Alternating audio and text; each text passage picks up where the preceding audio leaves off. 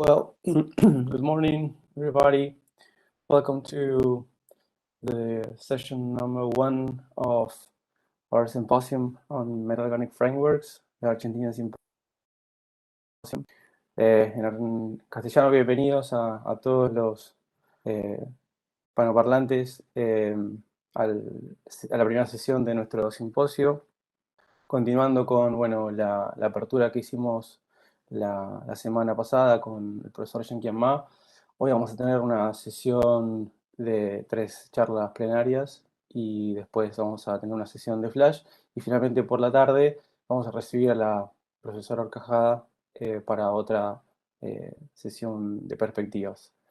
Bueno, gracias a todos por estar y de vuelta los invitamos a hacer sus comentarios tanto en inglés como en castellano en nuestro chat o en la transmisión de YouTube que ya debería estar empezando, y nosotros le vamos a transmitir a todos los panelistas sus preguntas y en caso de que no sea posible hacerlas en vivo por cuestiones de tiempo, lo vamos a hacer por privado, vamos a enviarles el contacto para que esas preguntas lleguen a los panelistas.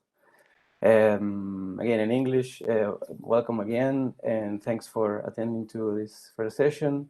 This morning, we are starting our program with Min2. I'll introduce Min2 in English so he can also understand what I'm saying, and I'm not saying anything wrong. So Min2 received his Bachelor in Science in Beijing Mining Technology University, 2008. Then he received a Master Science in Chemical Engineering in Dalian University Technology in 2011. Then he moved to Bochum in Germany to receive his PhD in organic chemistry in 2015. And since then, he has worked in 2 different groups in Germany, so as postdocs in Professor Rob Amelot's group in Leuven University with a Marie Curie fellowship. Then he moved to Max Planck Institute for Kohlenforschung in Mulheim, Newman Lab.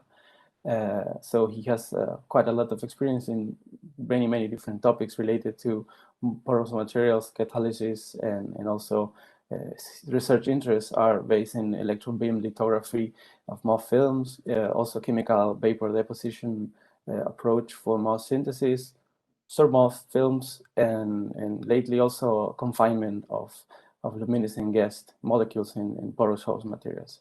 He is now working as a group leader in the Shanghai Institute of Microsystems and Information Technology, CIMIT, which is affiliated to Chinese Academy of Science. So it is our pleasure to welcome Min in our symposium. So I see now Min is sharing screen. I think everything works properly, I guess. So please proceed, and the screen is yours, Min. Welcome. Thank you, Marius.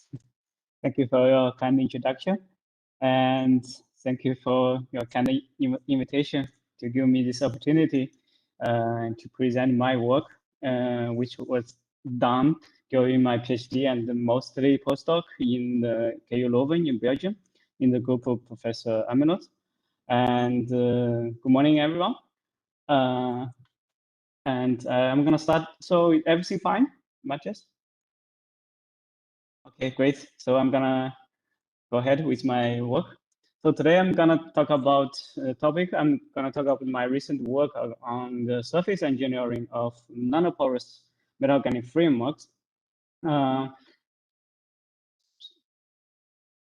Okay. Yeah, so we all know that MOFs are like porous crystalline materials. So it has very high porosity, and it has uniform pore size distribution.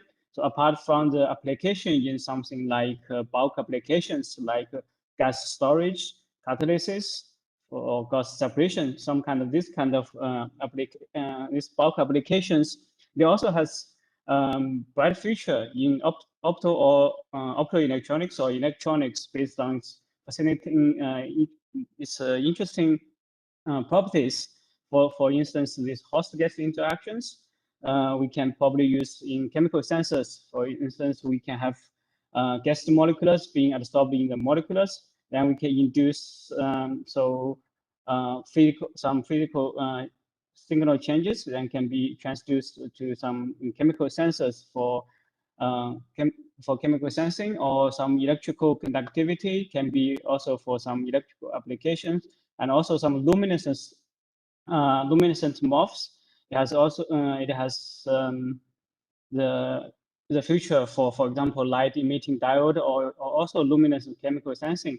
And also we know most of the MOFs are insulator, so it gives this. It has a very low dielectrical very low dielectrical constant, so it can be used in dielectrical layer.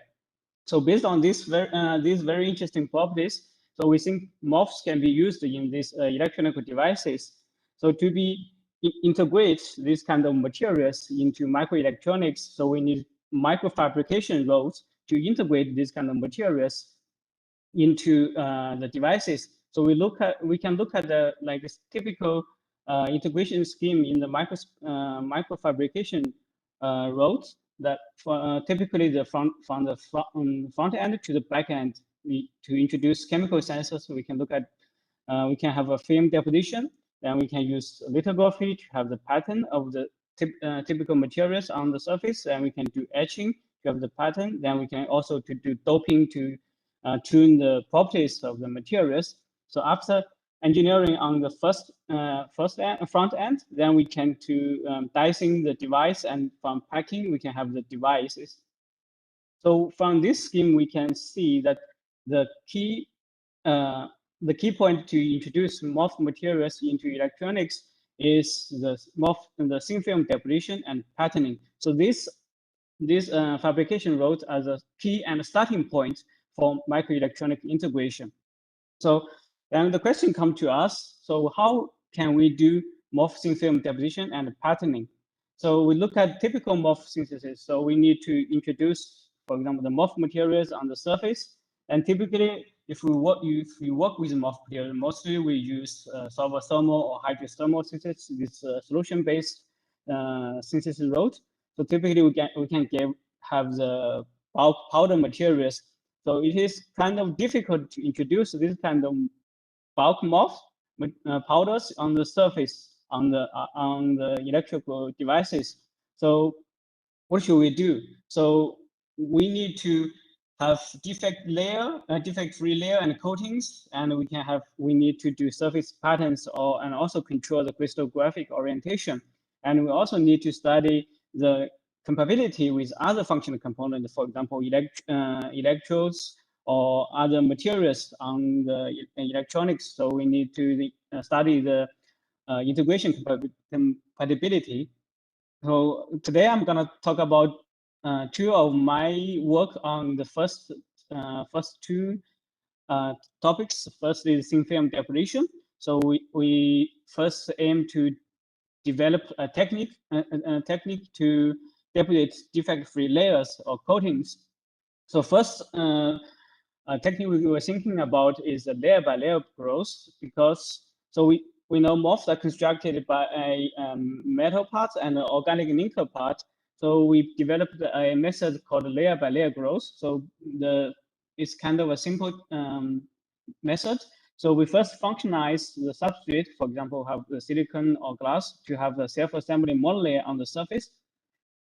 Then we alternatively immerse into the metal solution or the linker solution. Then we use solvent to rinse the unreacted component. Then by repeating this repeating this procedure for many times, we can have the MOF film on the surface. So by using this method, we can have a smooth morphology, and we can control the thickness by control the deposition cycles, and even we can control the crystallographic orientation. Taking one example, for instance, here we have copper NDC double, so it is a kind of pillar layer structure. It has a copper paddle wear and connected by this naphthalene dicarboxylate to have the shield-like sheet. Then we have the double molecules to pillar this sheet, and we can have a 3D porous structure.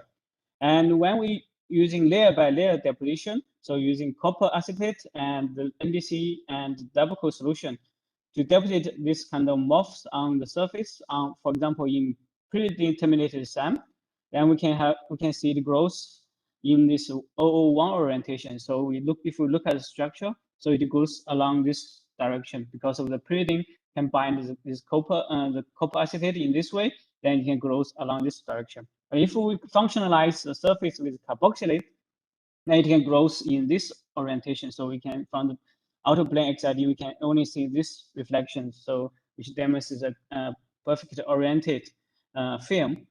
By using this method, we can not only deposit single layer MOF film, we can also work with heteroepitaxial growth or MOF thin films. Basically, we can introduce two different MOF films on one surface, and both of them are grown oriented. So, for instance, here we have copper NDC double on the bottom, which is tetragonal structure, and the metal side is copper acetate, and the linker is NDC and double. And the top layer is copper BTC, so it is from copper acetate and the benzene triocarboxylate. It's also called HCAS1. So both of the MOF system shares the same copper center, but the linker are different, and also the structure are completely different. So by using the layer by layer method, we can first have MOF A in the bottom, and we can continue the growth of MOF B, copper BTC, and we can have both of the layer on the surface. So here we can see by the in situ post-crystal microbalance characterization. So if we look at the black one is the first layer deposition, we can see the layer by layer. So it is a gravimetric measurement, so we can measure the mass change on the surface. So we can see the layer by layer feature of the first layer and the layer by layer of the second layer. And if we look at the interface, so in the last cycle of copper NDC double, we can copper acetate, then NDC double. Then we deposit copper acetate, and we have BTC linker. So then to connect the bottom layer, and if you look at the outer plane XRD, you can see from the bottom layer it grows in the OO orientation. Then for the copper BTC, it also shows oriented growth in the 111 orientation. So so this kind of technique is kind of straightforward. It's simple, and it has its advantages. But the only problem of this kind of method is to work with big areas. So typically we work with 1 inch or 2 inch, then we can get kind of homogeneous film. But if we work with large area, typically if we want to use in the clean room fabrication, then we need, for example, 4 inch or 8 inch wafer. Then this method is difficult to get homogeneous MOF films. So then the group, Rob Amelot's group, developed a vapor phase deposition, so-called MOF CVD. So it is kind of two-step vapor phase deposition technique. So the first step is to deposit the metal oxide as a precursor layer. Then we use organic linker, the vapor phase, so the vapor phase linker to react with the precursor layer to get the MOF film.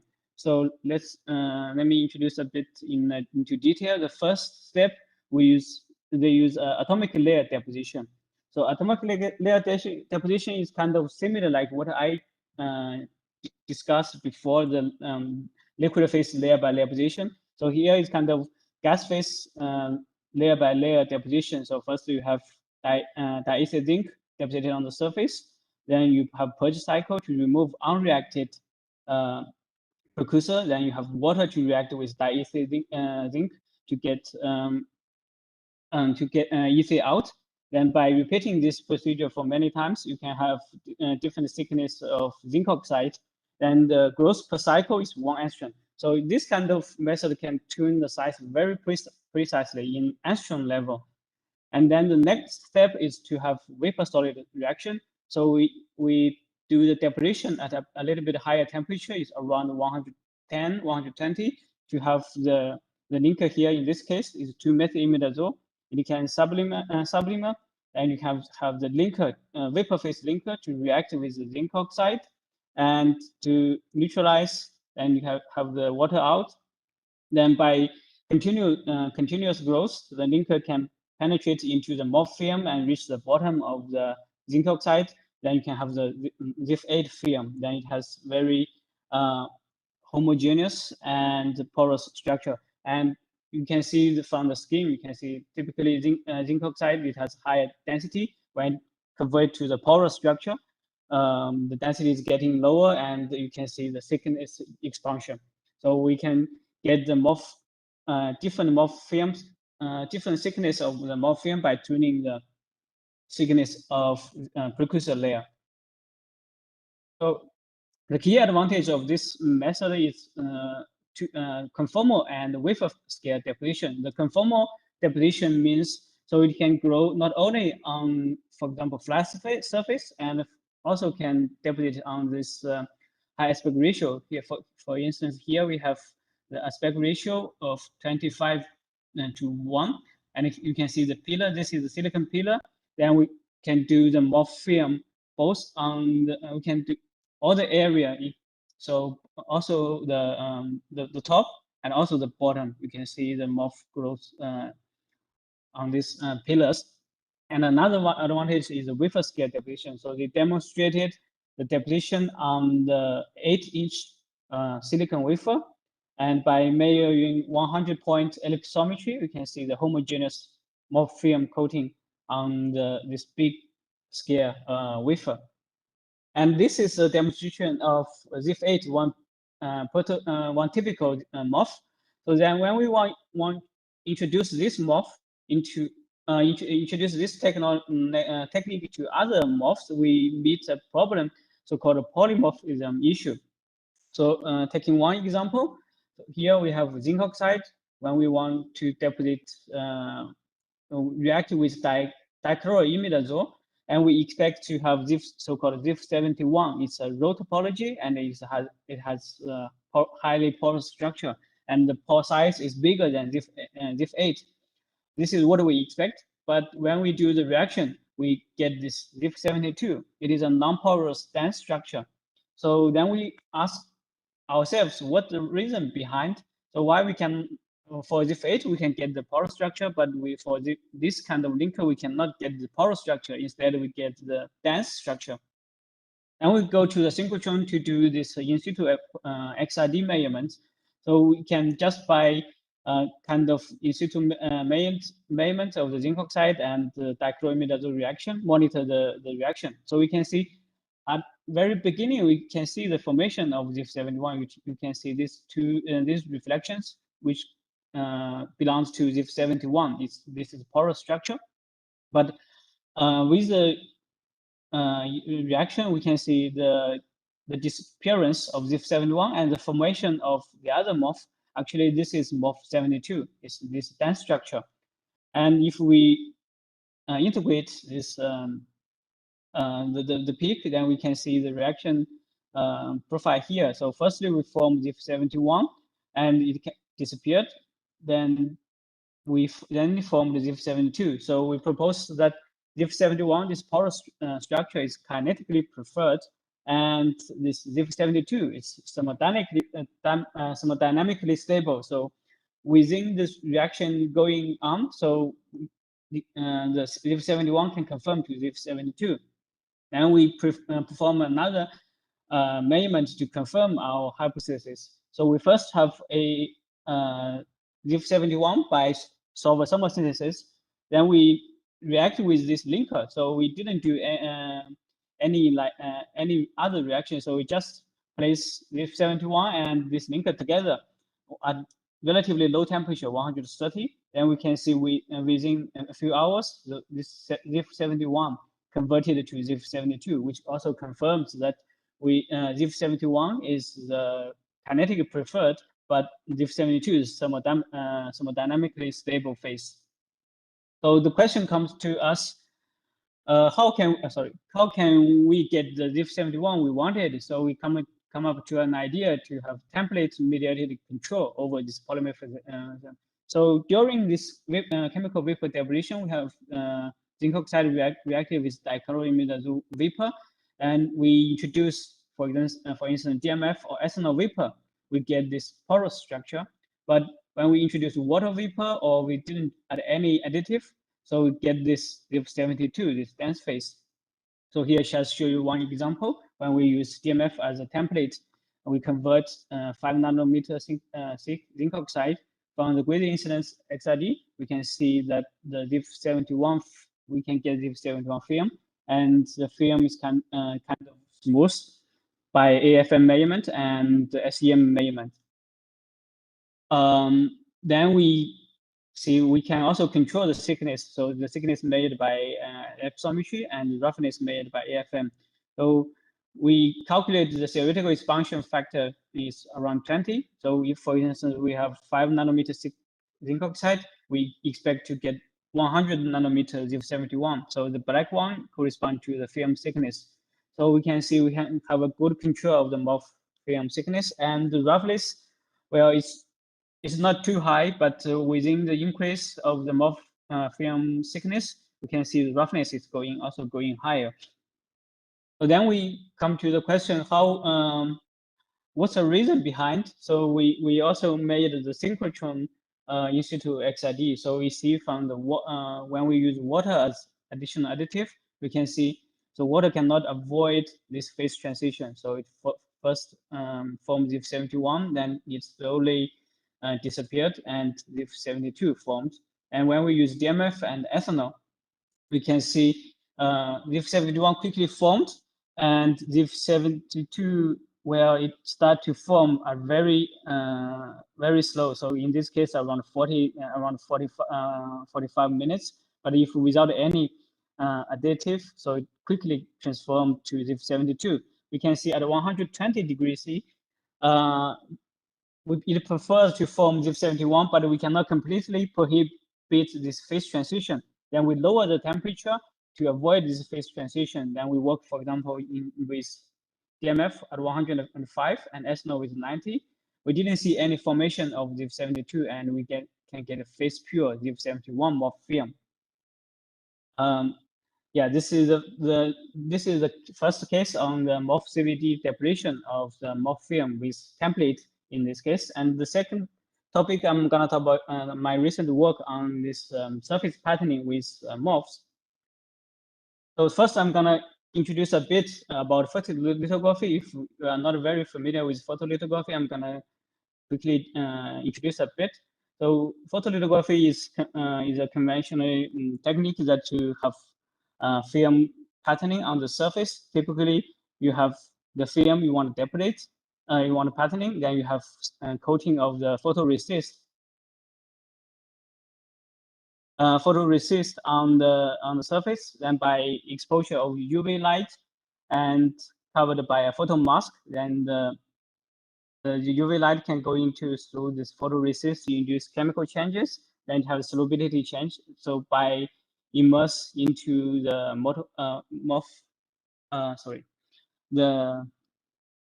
the photoresist into a developer, then you can remove this, either remove the UV light irradiated area or the unexposed area. So you can have positive pattern and the negative pattern. So after etching and remove the photoresist, you can have the pattern of the surface of the film you want. But when we use MOF film for this photolithography for MOF film patterning, we have the problems of first resist contamination. We know MOFs are highly porous structure, so the component of the photoresist can penetrate into the MOF film and contaminate the MOF film. And also we know most of the MOFs are basic sensitive or acid sensitive. So when we use the developer, basically is a basic solution, you can damage the MOF, or the strap for negative resist is acidic solution, can also damage the MOF film. So it has, this conventional photolithography has problems for MOF patterning. So then I come up to an idea. So is it possible to direct pattern the MOFs? So we consider the MOFs as a photoresist. Then after some light exposure, we can just easily get the MOF patterning without any other resist. So for using these MOFs as kind of resist, the key is the solubility switch after light exposure. So it means, when we irradiate any light, so it introduces some chemical changes on the MOFs, then so you introduce some solubility switch, then we can do the MOF patterning. So within this idea, we brought a lot of MOF to the synchrotron. We come up to the idea of X-ray, because typically MOF are stable in the typical, for example, UV light, but we think X-ray is a strong high energy light, so it can make damage some of the MOF. Then we can introduce some chemical, some solubility changes. So we found one the typical types of MOFs are very interesting. So these halogenated MOFs. So taking one example is, again, dichloroimidazole, and we found a very interesting properties. So when we irradiate this kind of MOF with X-ray, so we first see the crystallinity, the loss of the crystallinity. So with irradiation, we see the loss of the crystallinity. And one very interesting property is, so we see after irradiation of LIF71, we found this MOF is soluble in DMSO and partially soluble, for example, in ethanol, acetone, or water. But the MOF itself is not soluble in any of these typical solvents. And we also found other LIFs. So for example, benzene imidazole or methyimidazole, this kind of MOFs with this linker, after irradiation, they are not soluble in DMSO. So this is very exciting news for us, because we see the X-ray can induce damage of this MOF, and it can be soluble in DMSO. So what does it mean? So it means we can do X-ray lithography on this MOF film. So basically, it's kind of very straightforward. We have a LIF71 MOF film, and we covered it with X-ray mask. So the X-ray can selectively penetrate and going through the MOF film. Then after the development, we can have the MOF pattern. So here just show you some characterizations. Here we have grazing incidence Sachs measurement. So we can see after the patterning, we can also see the structure doesn't change. And from the optical profilometry, we can see the high quality of the MOF patterning. You see the periodical structure, and also from the FM and SEM measurement, we can see the exposed area being completely removed. So it's a kind of clean patterning. And not only by patterning these MOF thin films, because of the high energy of X-ray, it has a very high penetration depth. So it can also do the patterning for thick film. And also here for one demonstration, we can do the patterning of single crystal. So we have instance MOF single crystals on the surface, then we covered it by the mask. And after development, we can ship the single crystal. And here is the pristine single crystals. And here we can see a kind of a knife cut on the crystal. And we can see here is some rod, but unfortunately it doesn't stand on the surface, but it kind of collapses on the surface. And we can also make some holes on some of these periodical holes on the MOF crystals. And a very interesting property is when we bring these single crystals to do single crystal XRD measurement, we can also solve the structure. So it still remains the single crystalline property. We didn't have any damage on this unexposed area. And then we did some mechanistic study of these X-ray induced changes. The first idea is to do an NMR measurement. So we have this dichloroimidazole. We see it has only one proton here. It is around 7.7 something. After X-ray exposure, we see many peaks, which makes us very difficult to resolve which component we have after the X-ray exposure. But one point we are very certain, we are very sure is we have many different products. So this linker is being damaged, and maybe there's many other reactions involved. So it has many different products in the system after X-ray exposure. Then we also did some elemental analysis. So if you remember before, we mentioned like after X-ray exposure, these MOF are partially soluble in water. And so we did elemental analysis on water soluble part. It has zinc, all the these three elements. And interestingly, for the water insoluble part, it doesn't have any zinc, so it has a lot of carbon. So we propose after X-ray exposure, it has like oligomer or polymers, which is not soluble in water but soluble in DMSO. And the water soluble part, it may have some zinc nitrogen coordination complex. And we also did some XPS analysis. So if you look at here for chlorine, then the Princeton one, it only has carbon chloride, carbon chlorine. Then within the increase of the X-ray exposure, we see a lot of zinc chloride formation, so which support our hypothesis. So the X-ray induce the formation of chloride radical, and it cleaves the imidazole ring and induce other reactions. Also, it forms zinc chloride, and also it cleaves the zinc nitrogen bond.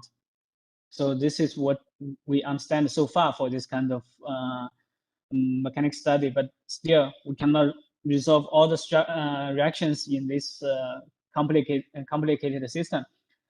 And within the after the X-ray reduction, sorry to interrupt.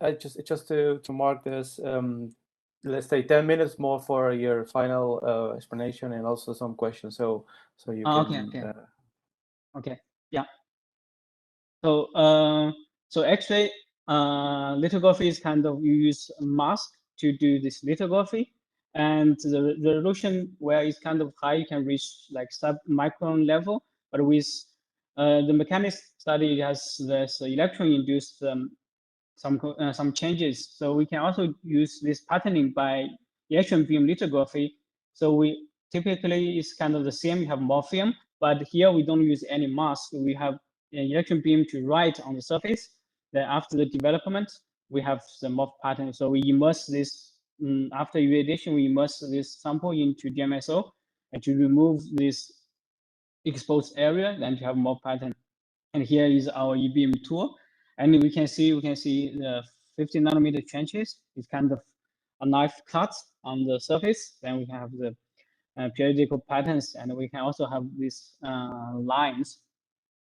And we also achieved a very high resolution patterning by e-beam lithography. And here shows some examples with this grid. We can achieve 50 nanometer, 60 nanometer grid, and also even 30 nanometer grid, where it is not very regular because it has also some proximity effects and some forward scattering and back scattering induce some not very uniform, but you can still see it's kind of periodical structure. And another advantage of e-beam lithography compared with some mask-based lithography is it has a freedom of writing. So it basically can write any kind of 2D pattern you want. So here we show you some circles, and I show you some text and other shapes. So shapes based on what you want. And so by this, so we demonstrate this high quality of the patterning by by X-ray and E-beam. And another question comes to us. So we know MOFs are porous materials. So after patterning, whether or not it can still maintain this high porosity. So we did some porosity analysis before and after the measurement. So if you remember, before we can do the MOF coating on these high aspect ratio pillars, so we can have a lot of highly large area on the flat surface. So for example, you have the surface on the pillar depth on the surface. If we have 1 square centimeter, we have more samples on the surface, then we can do the volumetric krypton absorption. So if you look at the red one, is a MOF film coated on these pillars, then it shows this type 1 absorption isotherm.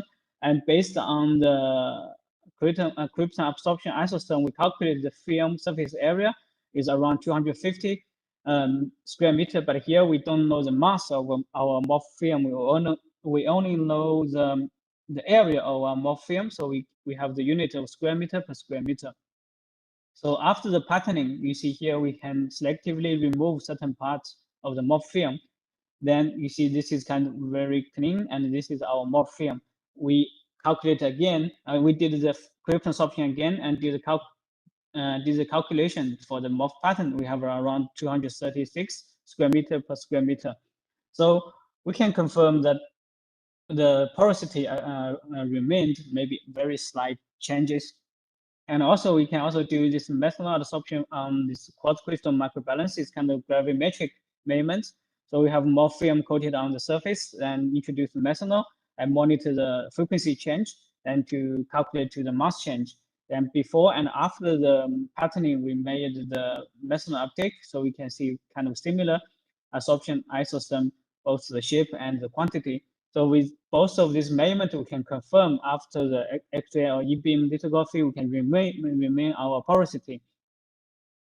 And with this patterning, we did some demo of our potent MOF film, use it as a photonic sensor. So we have this MOF patterning periodic structure. Then when we irradiate the film with a red laser, with visible light, the laser, so kind of a single crystal diffraction, but here we use visible light instead of X-ray. So we have visible light irradiated to the periodic structure, then we have the diffraction spot you see here. And according to this equation, so the first order intensity, diffraction intensity is related to the phase change, and the phase change is related to the refractive index change of the pattern. And so if we have gas molecules into our MOF pores, then the refractive index is changed, then is introduced to the then we can see the first order diffraction intensity will be also changed. So by using this scheme, we can do the gas sensing. So we develop a very simple sensing test system. So we have light laser shining on our MOF pattern. Then we can see the diffraction spots. Then we, by monitoring the intensity change of the diffraction spots, then we can realize the sensing signal transduce. And here just show you one example of the methanol vapor sensing. So we can see this kind of, well, it's not completely reversible sensing, and the response around 1 minute. And we can, so the red one is a refractive index we made by ellipsometry, and the blue one is the intensity, relative intensity change of the first order diffraction spot, and it shows kind of very similar shape. And also this also confirms that the porosity of the MOF film after patterning then changed. So come up to the summary. So we consider that first on the part of the MOF film deposition, we developed a template-mediated CVD process to control the polymorphism, and also we also use this in situ synchrotron sacks to help us to understand the phase transition during the CVD process. And we also developed a direct patterning of MOFs without the use of photoresist by X-ray and E-beam lithography, and we also achieve this sub 50 nanometer resolution and use it as a chemical sensor. And finally, I would like to, this is kind of collaborative work, and I would like to thank my postdoc mentor in K Leuven in Belgium, Rob Amelot, and our clean room managers, and also our collaborator in Professor Fischer in Munich, and our collaborator in the ultra synchrotron trace in Italy for X-ray lithography and the in situ sax measurement, and our collaborator, Professor Paulo Faccaro in Graz in Austria. And also I would like to thank my funding. Without this funding, we cannot do this kind of experiments. First, the ERC funding, and also my Marie Curie fellowship and the NFFA to support us to do this synchrotron measurement. And thank you very much for your for listening. And I'm very happy to answer any questions. Thank you very much. Thanks, Min. It was an excellent presentation and a lot of interesting ideas, and I'm sure all the audience is very pleased and they have a lot of questions. But unfortunately, we have time for a few, maybe one or two. There is a question from the audience. Juan Alegreto from Argentina likes to congratulate you on your talk and your work. And the question is, in order to grow two MOFs in an heteropitaxial fashion, is there any parameter other than crystalline cell lattice to look at to sort of predict if the structure would be viable or not? That's indeed a good question. For us, is when I work with this let's say these systems, the key point is for these two MOFs, even though they are completely different structure, but they share the same. They have the same the metal center. It has the same copper paddle wheel unit. So that's the key point. Then we can continue the growth. And another interesting thing is the top surface of the bottom layer is also important. So if you see here, if for example, and make it to for screen. So if we have the MOF here, we have, if we grow in this direction, then we have the top layer, we have copper paddle wheel. Then we can continue our growth with BTC. Copper paddle wheel can coordinate with BTC. But if we introduce other MOFs without, not in this system, well, it might be possible, but I'm not very sure. It's kind of difficult.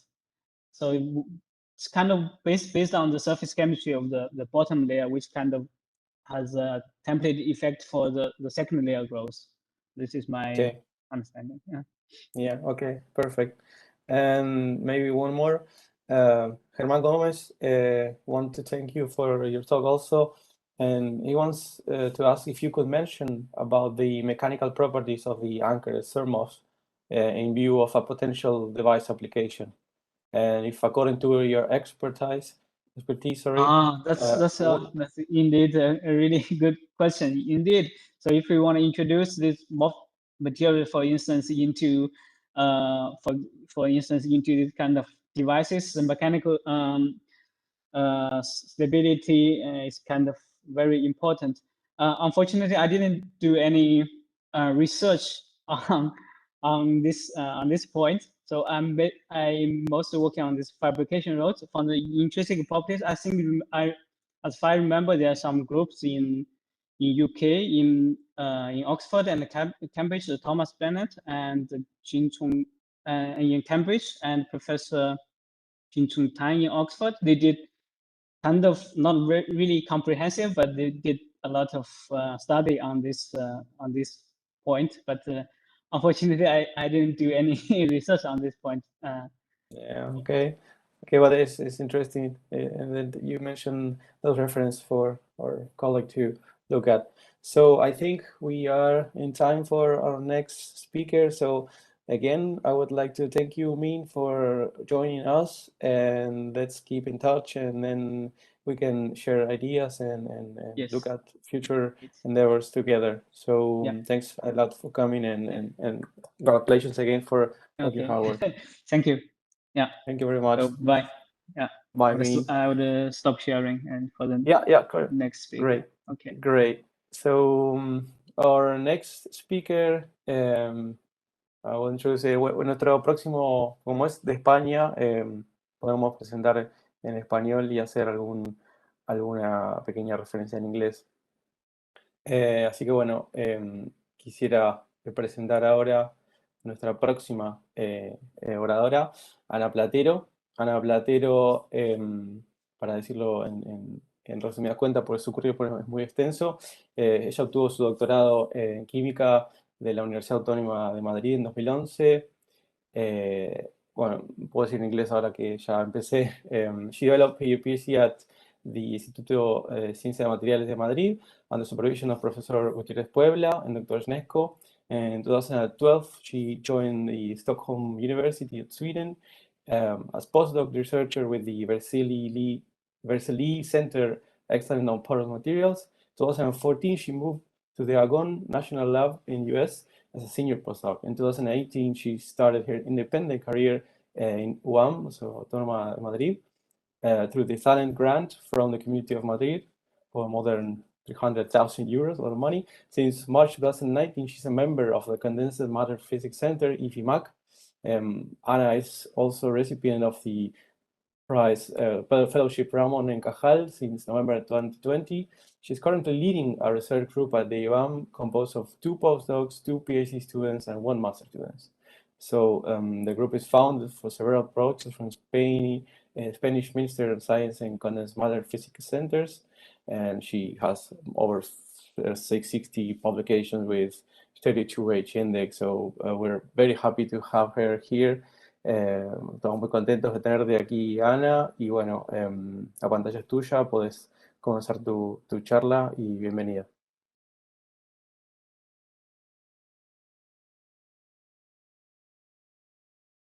¿Nos escuchás, Ana? Nosotros no te estamos escuchando. Vemos la pantalla, perfecto, sí, pero no te estamos escuchando si estás hablando. Tal vez...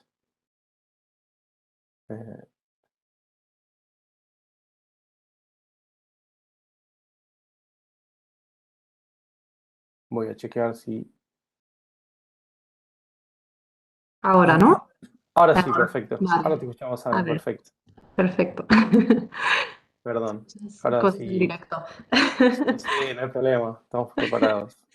Vale. Bienvenida de nuevo, gracias por estar y bueno, estamos ansiosos por escuchar tu presentación.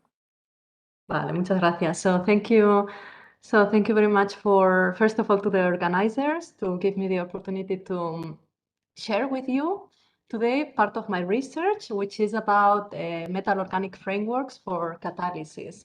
And in the next minutes, we're going to be talking about a very fundamental question, which is how can we explore the atomic structures of metal organic frameworks without crystals, okay? So to do so, I'm going to explain you a new technique, which is called pair distribution function or PDF analysis, by showing you different examples of the research that we have done in the last years. So the question in this talk is really how can we characterize in the best possible way the structure of a material, of a metal organic framework, okay? So for me, the question here is at which scale are you interested in? Because if we follow the most conventional approach, usually we focus in the long range order, so periodicities beyond 30 angstroms. So this is a good approach if you are interested in looking into the topology or the connectivity of your framework, which are the kind of pores that you have, the size, the shape. That's a correct approach. However, if we manage to really zoom in into the structure and study the local structure, we are going to be able to determine the periodicity of chemical bonds, molecular interactions, and local defects. And in my opinion, this is key to harness localized properties such as catalysis and adsorption in metal organic frameworks. So how can we do that? How can we study the local structure of metal organic frameworks? So one possible approach is to perform high energy X-ray total scattering experiments. So in these experiments, the characteristic of this experiment is that we can combine or we can collect simultaneously Bragg diffraction, which is related to the long range order, with diffuse scattering, which is related to the short range order. And this is very important, okay? This is something I want to stress. In the same experiment, we are going to analyze Bragg diffraction and diffuse scattering. The Bragg diffraction is linked to the average structure, so we can determine average atomic positions, cell parameters, occupancies, okay?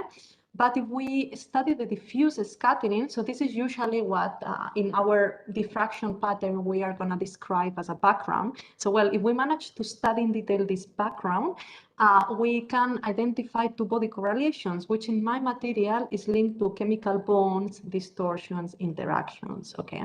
So the way to analyze these two pieces of information together is by doing the pair distribution function analysis, or the PDF analysis, okay? Which at the end of the day is a weighted histogram of all the atom distances that you have in your sample. So your sample can be anything you have in your mind. So it can be a liquid, can be an amorphous material, and can be also a crystalline material like a metal organic framework, in which we suspect that the local structure can be different, okay? Because we do some activations, some chemical modifications, for instance. So in here in this slide, on the bottom side of the slide, you can see which is more or less the processing of the data. So this is the raw data, the scattering pattern. And then after applying some corrections and the Fourier transform of this data, we obtain the PDF profile. This is the PDF profile of a metal organic framework, okay? So one of the beautiful things of this technique, in my opinion, is that it's very intuitive. So the signals here are directly atom-atom correlations or distances in your material. So this is very interesting, because now, depending where are we, so if we are at the short radial values, we are getting information about chemical bonds, the coordination sphere, so something very important for a chemist. And then if we manage to get information a bit farther away, so here we get information about intramolecular interactions, which is also very important if we want to study catalysis, adsorption, etc. So now in the next minutes, what I'm gonna do is just to walk you through different examples of the work that we have been doing in the last years, to show you different examples of what we can do with PDF analysis to better study metal organic frameworks. And I'm going to start by discussing this paper. This is a work from my postdoctoral period with Professor Chapman at the Argonne National Lab.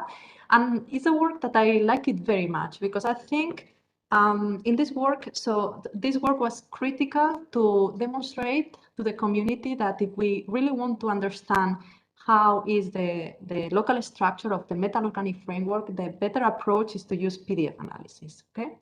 So with Karina, what we were doing is to use this is a zirconium MOF, the NU1000 from Northwestern University, and the zirconium MOF, in which we were doing different chemical modifications for catalysis. So here you have detail of the zirconia cluster.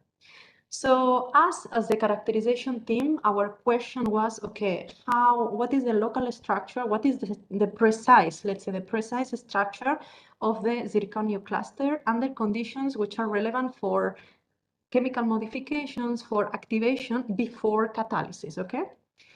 And what we did is, well,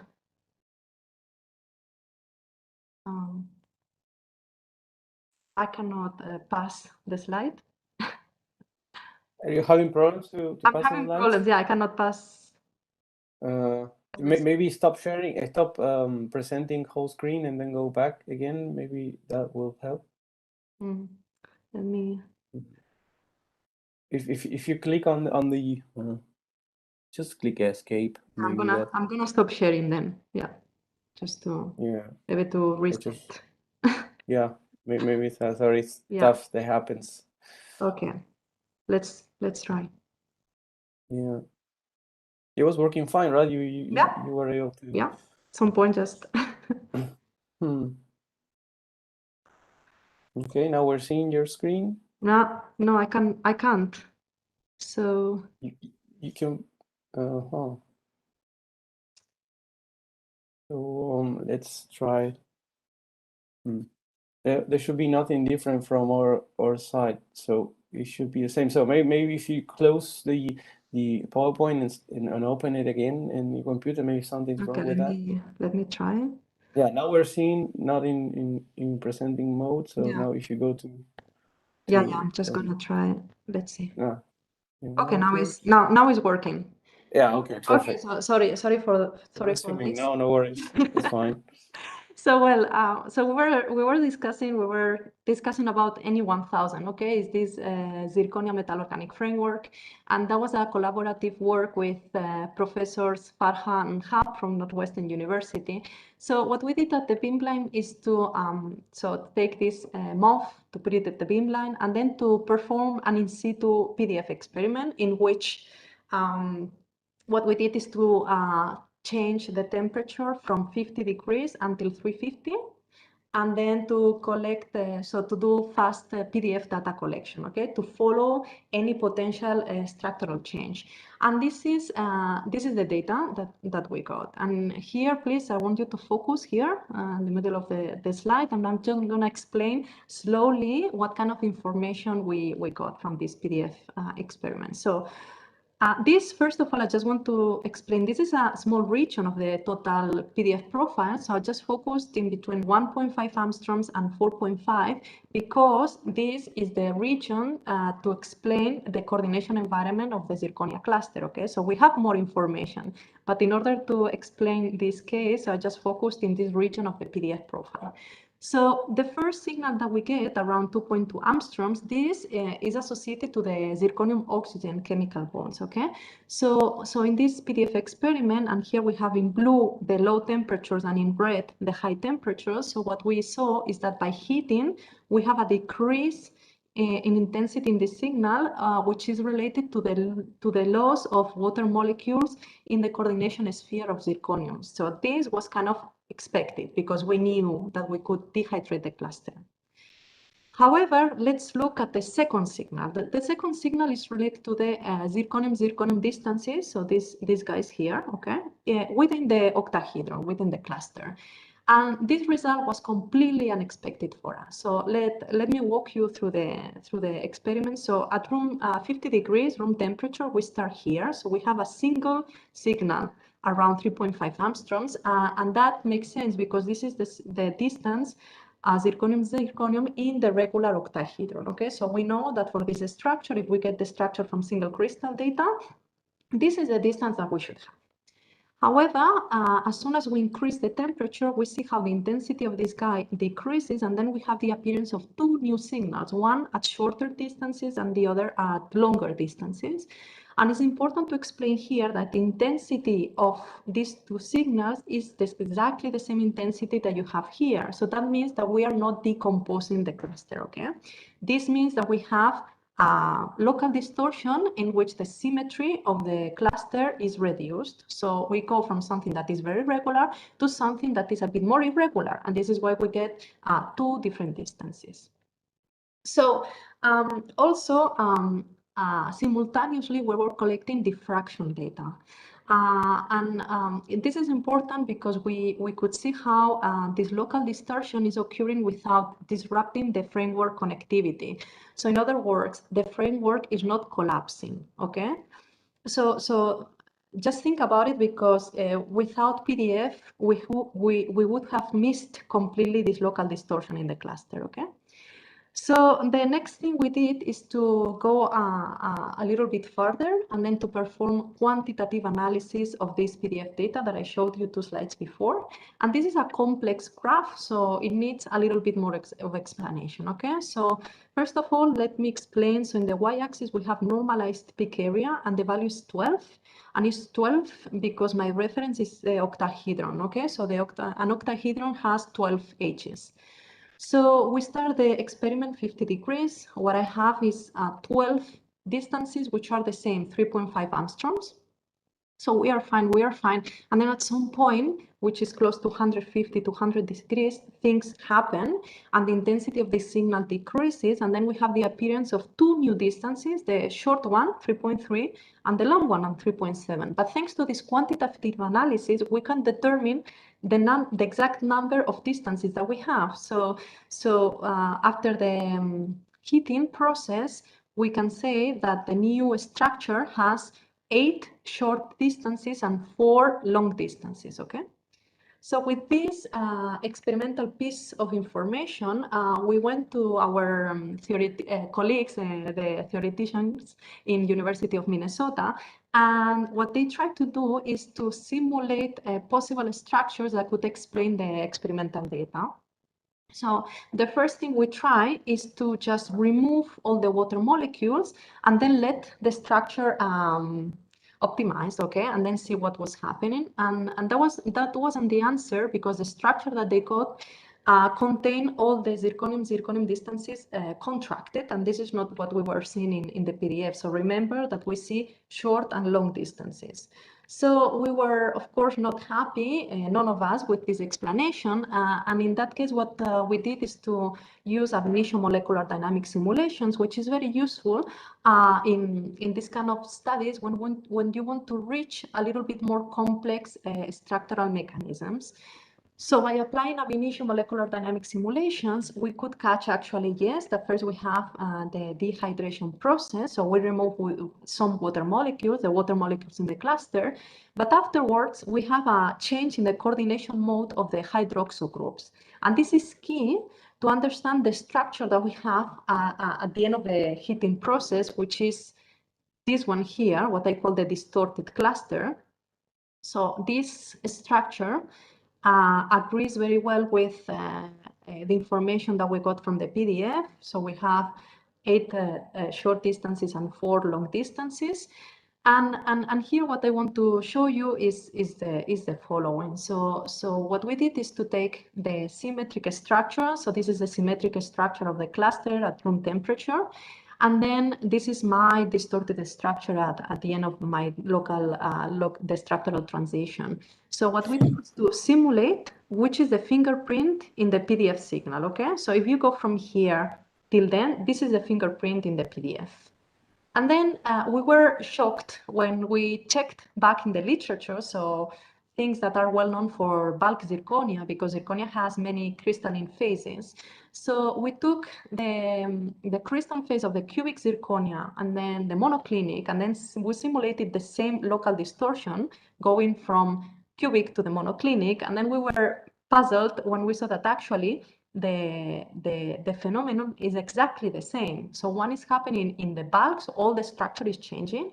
And in metal-organic frameworks, it's happening in a very localized way in the nanoscale, okay? But more interestingly, what is very interesting is the things that are different in between the bulk and the nanostructure in the MOF. So what we learned from this work is that the transition temperature is substantially depressed at the nanoscale. So look, what is the temperature that I need to reach for the zirconia to go from the monoclinic to the cubic, which is 1000 degrees Celsius, is very high.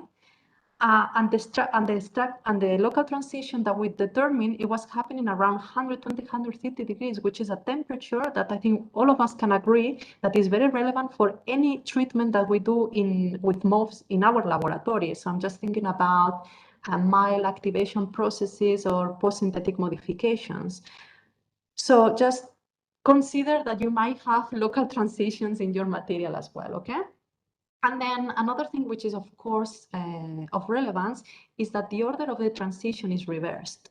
So for zirconia, we know that the thermodynamically stable phase is the monoclinic, okay? And then we go to the cubic one at high temperatures.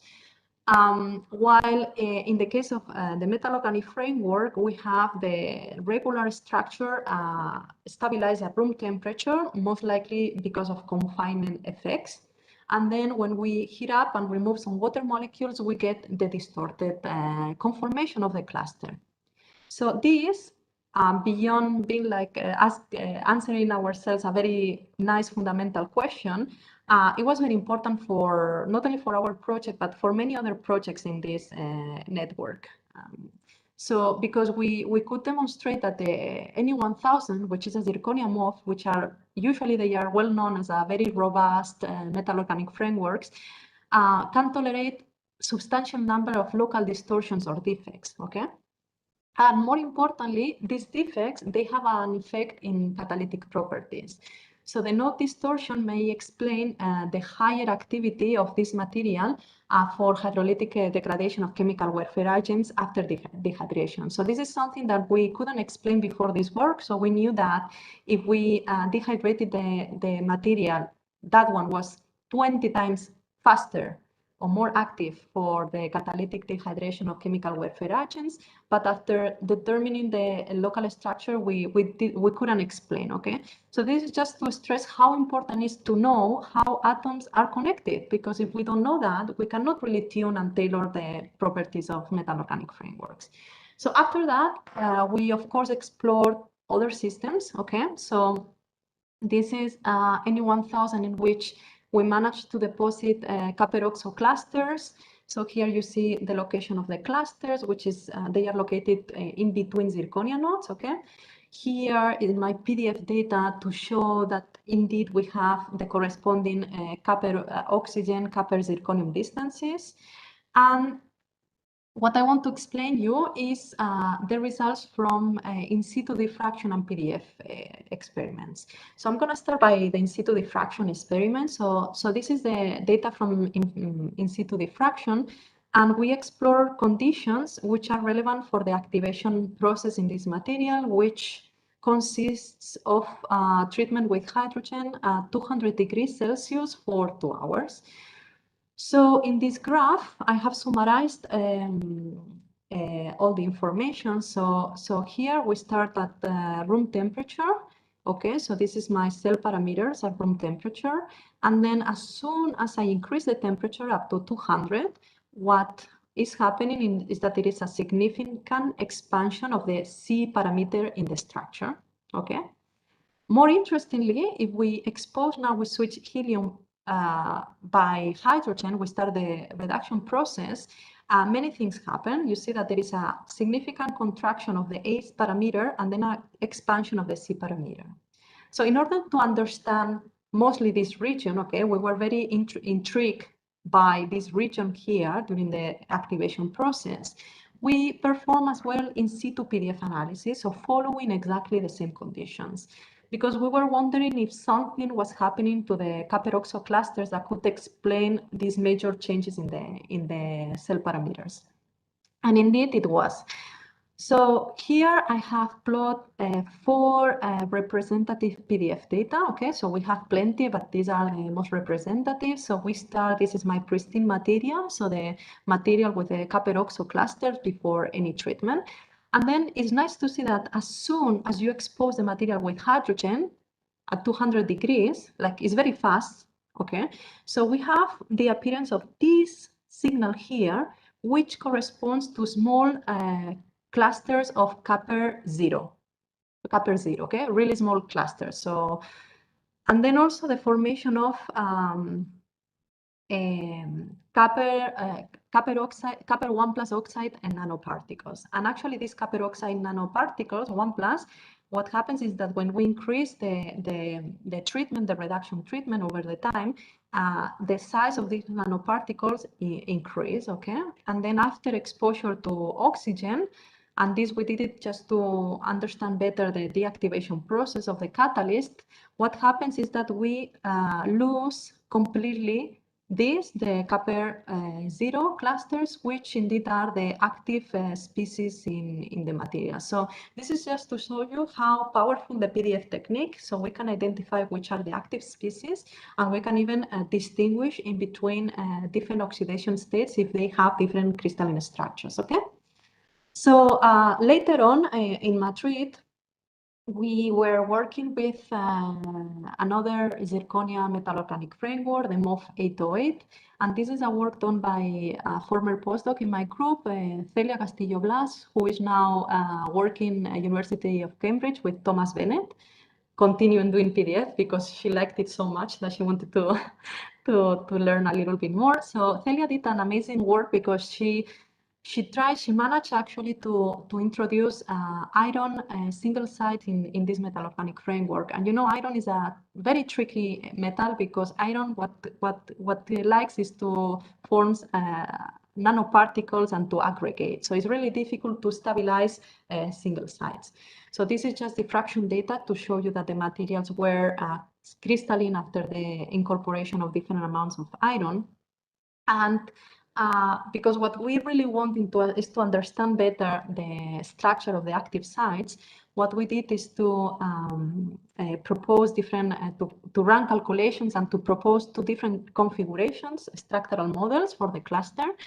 And the results are here, okay? So there were two possible conformations for these iron clusters deposited on the MOF 808.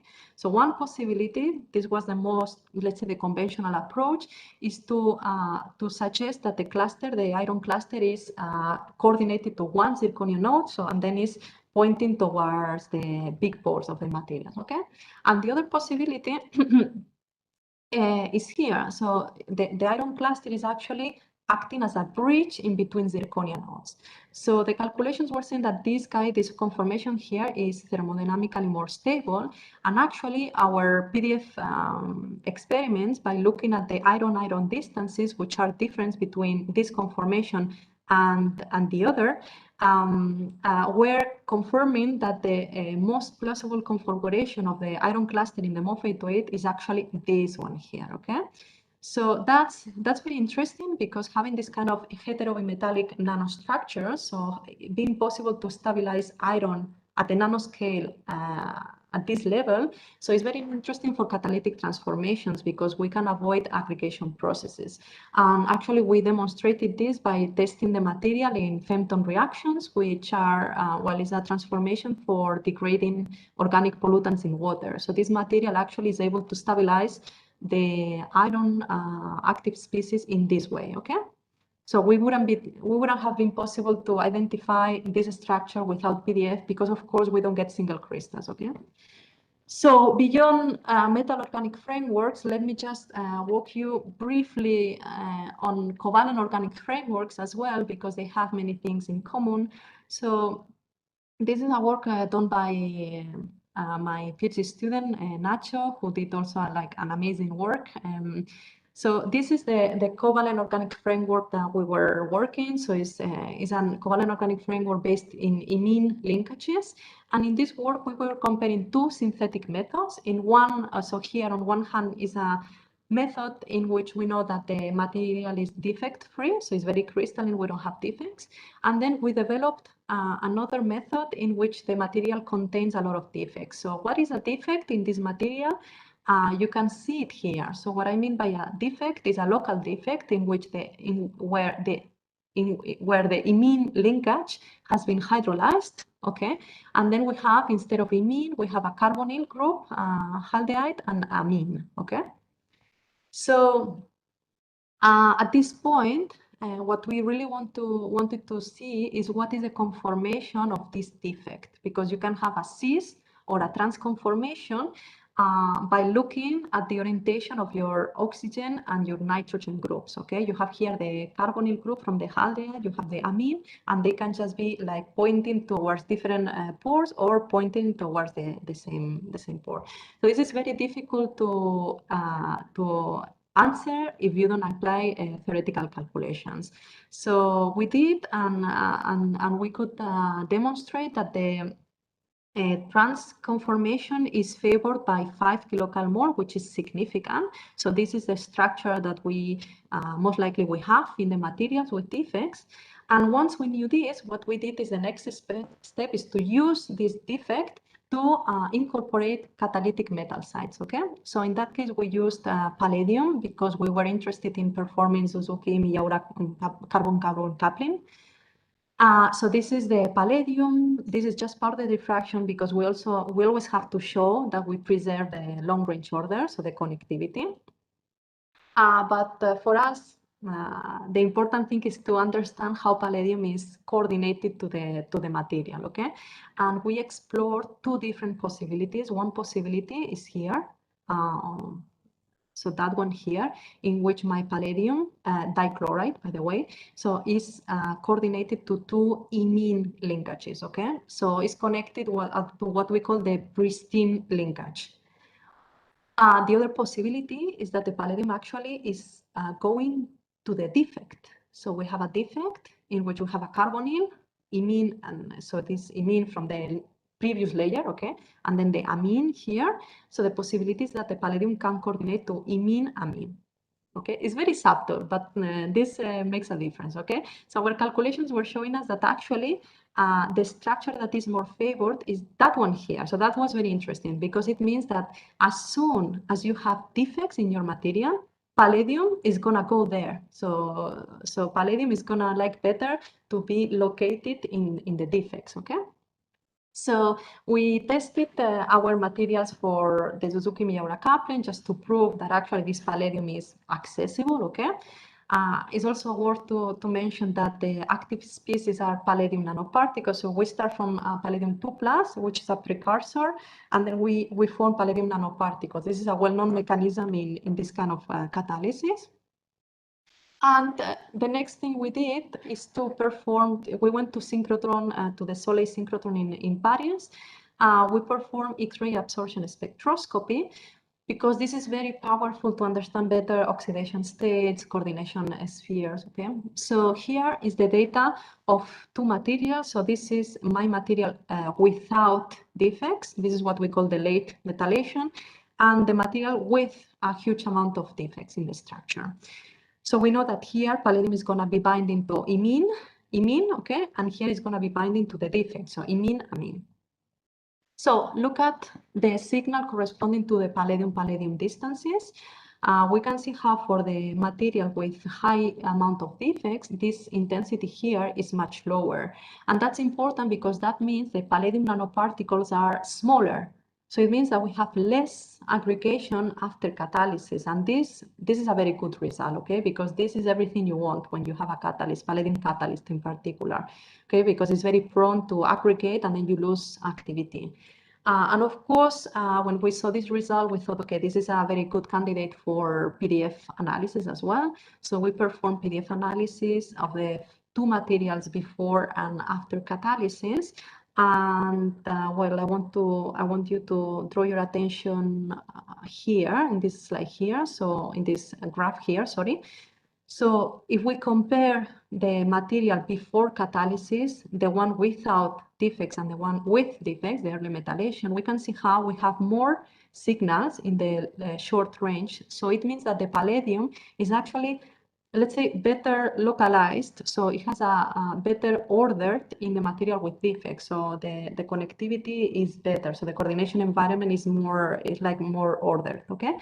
And after catalysis, we see that we have less signals, so less intensity here at high R values, which means that the particle size of the palladium nanoparticles is also smaller, okay? So that was in very good agreement with the XABS analysis. But something we can do with PDF that we can't do with XABS is to estimate which is the precise size of the crystallites in your material. So you can get your PDF, and it's very similar for those people who are familiar with diffraction with Ripple analysis. So very is the same philosophy actually. So we did this kind of Ripple analysis to determine which is the particle size, the crystallite size, which is about 3-4 nanometers. But more interestingly, when we subtract the signal of the nanoparticles, we could identify the formation of this palladium bromide, which has a very distinctive chemical bond distance, okay, 2.4. And so thanks to this analysis, we could identify that in the material, actually, we have also trapped this catalytic intermediate in which the chloride ligands, which are very labile, are replaced by bromide groups, which are formed during the catalytic cycle. So that was a really nice result, because I think it's the first time that someone is reporting the localization, so the determination of these reaction intermediates in a covalent organic framework. Okay. So what I want you to really tell you about this work and what we do with PDF is that the defects are everywhere. So even crystalline materials as metal organic frameworks, they have lots of defects, and defects are very active. So that the structures of catalytic metal sites within porous materials are richer and more dynamic than we thought. And if we don't have the proper tools to look at it, we are gonna miss it, okay? And that we need to provide precise knowledge of the local structure to better understand the catalytic performance of metal organic frameworks. So to finish, I would like to thank to my amazing group in Madrid, with the people who actually do the real job, the real work, for also to the funding agencies to give me the opportunity to do the research that I want, and to all of you for your attention. So now I'll be more than happy to take any question that you might have. So thank you. Thanks, Ana. It was a really nice presentation with a lot of concepts and ideas that will be surely appreciated by our audience. And I will start because I have some curiosity about the first slides you present, and then we have maybe 2 more questions from our audience. I was wondering, which this is interesting work you presented on the first PDF application you show with zirconium clusters and variation of distance in let's say zirconium oxygen and zirconium. Yeah. So you show nicely that the structure is not altered by the XRDs you presented, but I was wondering, what about if you have measured, or if you haven't, I mean, maybe something to be done, but the porosity of the system, it is modified by this, let's say, alteration of this distortion in zirconium distances, or is maintained? Not substantially, no. We didn't see any significant change that you might suspect, okay, this is coming from the local distortion. Although it's something that, to be honest, we didn't look into it much. So maybe if someone is interested, it's something interesting to see. Like, but yeah, nothing really significant, let's say. Yeah. Let's say, well, because the heterogeneous catalysis activity should be influenced by maybe the surface area porosity, and if it's altered, then so I was wondering. That's a very good point. Yeah. Okay, thank you about that. We have some questions from the audience. Here's Marcelo Ciolin, a local expert on an XRD and synchrotron radiation sources. He wants to congratulate you on your nice and instructive talk, and he would like to know if you have also performed XAF or XANES experiments or anomalous PDF experiments in your samples, and if you have any comment on relative advantages or complementarities between PDF and these other techniques. Yeah, that's always the question, actually. So they are complementary techniques, actually. So in my work, we typically use, we combine PDF with XAF. So XAFs, XANES. So XANES is giving you information about oxidation states, geometries. So that's very sensitive to identify geometries. The point, if you really want to determine local structures, in my opinion, XAFs is not the best way to go with metal organic frameworks, because you may have, so typically with zirconium MOFs, we don't see correlation, so we don't see signals beyond, with XAFs, beyond 3 angstroms. So that's a pity, because if you want to study the structure of a cluster, you don't have this information. And this is typically because, depending on the energy you work, you can have a lot of absorption of photons from zirconium. So you don't see these signals. And we have plenty of examples that we have tried. We have tried room temperature. We have tried to collect 2K with helium. So we don't see it. So this is why I think they are complementary techniques. So it's always, if you want to study local structure, better to do PDF. If you are more curious about oxidation states, geometries, then XANES is maybe your technique. Okay, thank you. Then I have another question here from Alejandro Fraccaroli from the organizing committee. Says, thank you very much for your presentation. I'm wondering if you can comment on the consequences of local zirconium clusters transition in the MOF bulk structures. So does it generate defects on the structure by disengaging organic linkers, or is just variation on the distances of zirconium? Sorry, I didn't quite get that. So if what the consequences? The question is if it generates defects in the structure by disengaging organic linkers. So I'm thinking it's about the let's say decoordination of zirconium with the carboxylic ligands.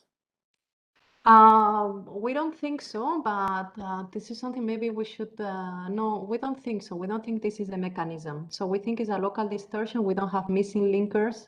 We don't have different coordination of the linkers.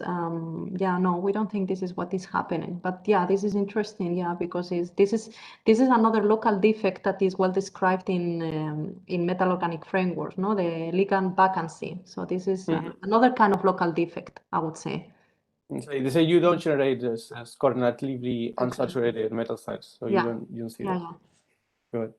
Then another from our audience, Tamoy Mighty, he wants to congratulations on your good work, and he just want to ask if the palladium catalyst in this late slides in COF, it's able to activate chloroarenes for Suzuki reaction or denitrification processes.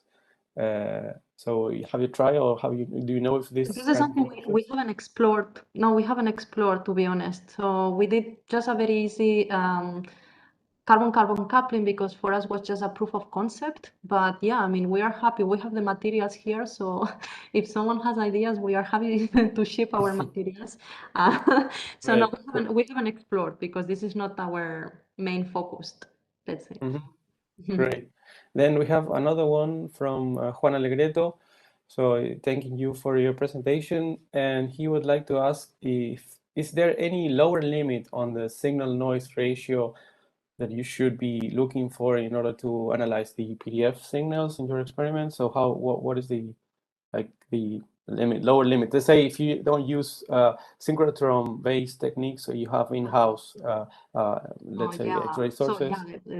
So if you don't use synchrotron radiation, the problem is that you don't get what we call the Qmax. So for the people who are familiar with the technique, so you are very limited in the resolution of your data, the Qmax, okay? And that means that the peaks become really wide, so you don't have these sharp peaks. And the second problem is that you have a lot of background. So these oscillations, the ripple terminations, which then you don't know what is a background, what is a signal.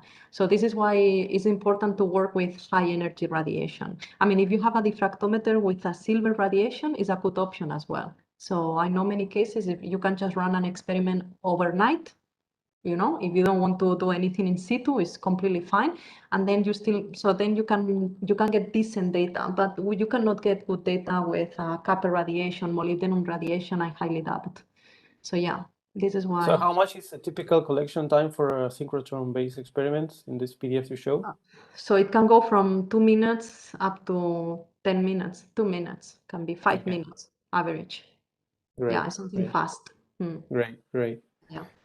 Then Marcelo Sterini is thanking your comments for earlier question. And the last one from Jimena Tuninetti, he is also thanking you for your conference. And then she's wondering what possibilities do you have to measure a material such as SIG-8, which was reported to have an open structure as temperature effect when you go above 250. And in that case, what would you expect to see? A change in PDF peak area? How complicated could be to compare structures of MOF with and without a loading, like a cargo molecule within the porous structure? So let's say you run it with some adsorbate in the porous structure. No, this is actually, that's a good candidate for PDF analysis. So yeah, I don't know exactly what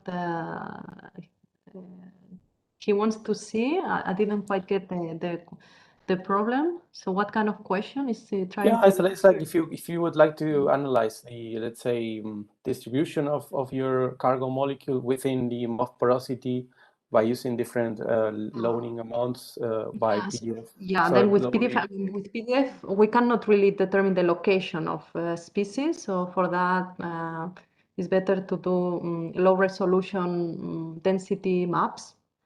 This is something we did in Argon as well, but PDF is not really capable of determining the location of a species. What we can do with PDF, if you have a guest species in the pores, we can determine the structure or possible interactions. That's something we can answer. So interactions of your guest molecules with a host. That's something we can do.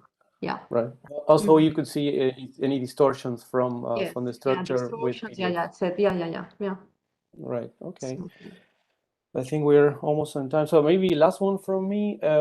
I was, I mean, I have no expertise on PDF, but I was wondering if it's not a chemical sensitive technique, right? Because you have to see interactions atom to atom in distance, like whatever geometry you're considering from your crystal structure. So how do you assign those peaks to a determined zirconium oxide or zirconium? So you use your crystal structure and you assign those peaks? you use your chemical intuition. So you need to have some kind of information. So PDF can get some chemical information if you do. It's a variation of the technique called partial PDF, in which you collect data close to the absorption edge of the element that you're interested in.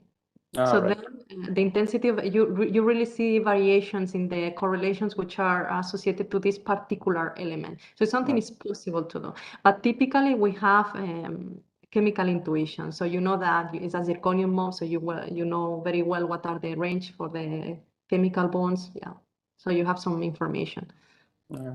Okay. Yeah, that explained it. Very nice explanation, and thank you again very much, Shanna, for your excellent exposition and your questions, answers, I mean, and we were looking forward to the next group papers from PDF in these iron clusters, which are really promising. And thank you again. Yeah, thank you. So. So with this, I will give the host to Herman, which will introduce our next speaker. So, Herman. Hi, Marcos. Thank you so much. Hi, everybody. My name is Herman Gomez. I will introduce the presentation of Professor Murali Murugesu. Hi, Murali. Hi, good morning. Can you hear me? Yes, I can. Let me introduce to the audience about your background, please. Professor Murali Murugesu received his PhD from University of Karlsruhe, Germany in 2002, under the guidance of Professor Ken Powell. He undertook several postdoc stays, firstly at the University of Florida, and then at the University of California in Berkeley, under the supervision of Professor Long and the Nobel Prize Professor Prusiner in 2006. Then he joined at the University of Ottawa, firstly as an assistant professor, then an associate professor, and finally as full professor. Murali has an age index of 51, and he has reporting more than 200 high impact papers related to nanotechnology, lanthanide MOF, single molecule magnets, and diverse materials with optoelectronic application. So I will introduce in Spanish also. El profesor Murali actualmente trabaja en la Universidad de Ottawa. Actualmente trabaja en diversos proyectos relacionados con MOF y complejos con aplicaciones en optomagnética. Su background es muy extenso. Terminó su doctorado en la Universidad de Karlsruhe en el año 2002. Realizó estadías postdoctorales en la Universidad de Florida y en la Universidad de California. Y actualmente trabaja como profesor con un cargo full en la Universidad de Ottawa. So this is a pleasure to listen to you in this ArMOF congress for first time. So you are welcome, and you can proceed as you want. Okay, thank you so much. Thank you, Herman, for the kind introduction. And I want to start this talk thanking the organizers and inviting me to this first meeting. Hopefully we can do this next time in person. You know, I really would like to. I do love to coming to South America, and if I can come back to Argentina for sure, I'm not going to miss that opportunity. But in the same time, you guys are also welcome to Canada. You know, We're pretty much a well-vaccinated country, so hopefully we'll be out of this mess soon, and everybody is welcome as well in Ottawa. And if you want to do collaborations in different fields of material science, you're welcome. So I just put the background of Ottawa Thank to you so entice, much. a little bit of a tourism to show the Parliament Hill. So we are still under the reign, in quotes, of Her Majesty the Queen of England. So you can see the Parliament Hill and the Ottawa River and the beautiful sceneries. And currently it's very beautiful outside because of these trees are turning red, and the scenery is quite spectacular. Anyway, just to show you today some of the work done in my group, and I want to focus your attention on this little video, which is a slowdown video of 100 times slowdown of an energetic materials, which is a droplet of energetic material into an accelerant. And this accelerant basically initiates our energetic materials to create or release the large amount of energy packed into this material. So this is one of the research areas that we develop in my research group, but also one of the largest research direction we conduct in my group is basically single molecule magnets. These are magnetic molecules, and they act like a nanomagnet. So this is something quite cool. We are interested in developing these nanomagnets for molecular electronic application. This is something that we envision to, for example, implement into memory storage devices such as hard disk or even quantum computing. The other area of research, which is compared to these two research areas, is slightly smaller in metal organic framework that we also like to investigate for their confinement properties that we can explore. One of these, by the way, if anybody is interested in doing energetic materials research with these Defense Canada, as well as these large defense corporations such as the General Dynamics, I'm always looking for organic chemist. If you know a very good organic chemist in postdoctoral level or even PhD level, we are more than welcomed. This is a research developed with my colleague Jacqueline Brousseau as well. So anyway, the common theme between all these materials is to develop new materials with tailor-made properties by design. So that means we can create materials that can be designs that will, but also modified in order to optimize their functions. So MOFs, I'm not going to give you an introduction in this meeting. These yellow balls inside metal, coordination polymers became famous as MOFs. And one of the things that we are specifically interested in, what happens inside. Can we visualize what goes in, and also can we understand the host-guest interaction between the MOF and the guest molecules within the framework? So that is something that porosity surface functionality is something that we are always looking for. And we know all the hundreds of different potential application in this field. And one of the particular application we are interested in MOF in crystallography. This is crystal-free crystallography that Fujita made it famous in 2013 in this article, where he was able to, or his team was able to capture some small molecules and get some X-ray diffraction data of the guest molecules. So this is something I will present towards the end of this talk. So this is all started for me when one of my friend Mircea Denka and my previous lab worker or lab mate in Berkeley, when he started his research in MIT, he reported this system while we were also investigating this MOF5 for magnetic property reason. But Mircea was investigating how this MOF5 can be modified. For example, can we replace some of these metal ions such as zinc into titanium, chromium, or iron, any of these first order transient metals that he was able to show by soaking for several weeks, if not months, to absorb and site replace some of these zinc atoms. So we thought what would be nice. By the way, these structures have been resolved by powder XRD and computational methodology. There was no single crystal report at that time. So we were wondering, is it really possible to see what happens to the zinc site when there is a different atom comes nearby? Does it stay stable, as often claimed MOF5 being stable, but we weren't so sure of this feature.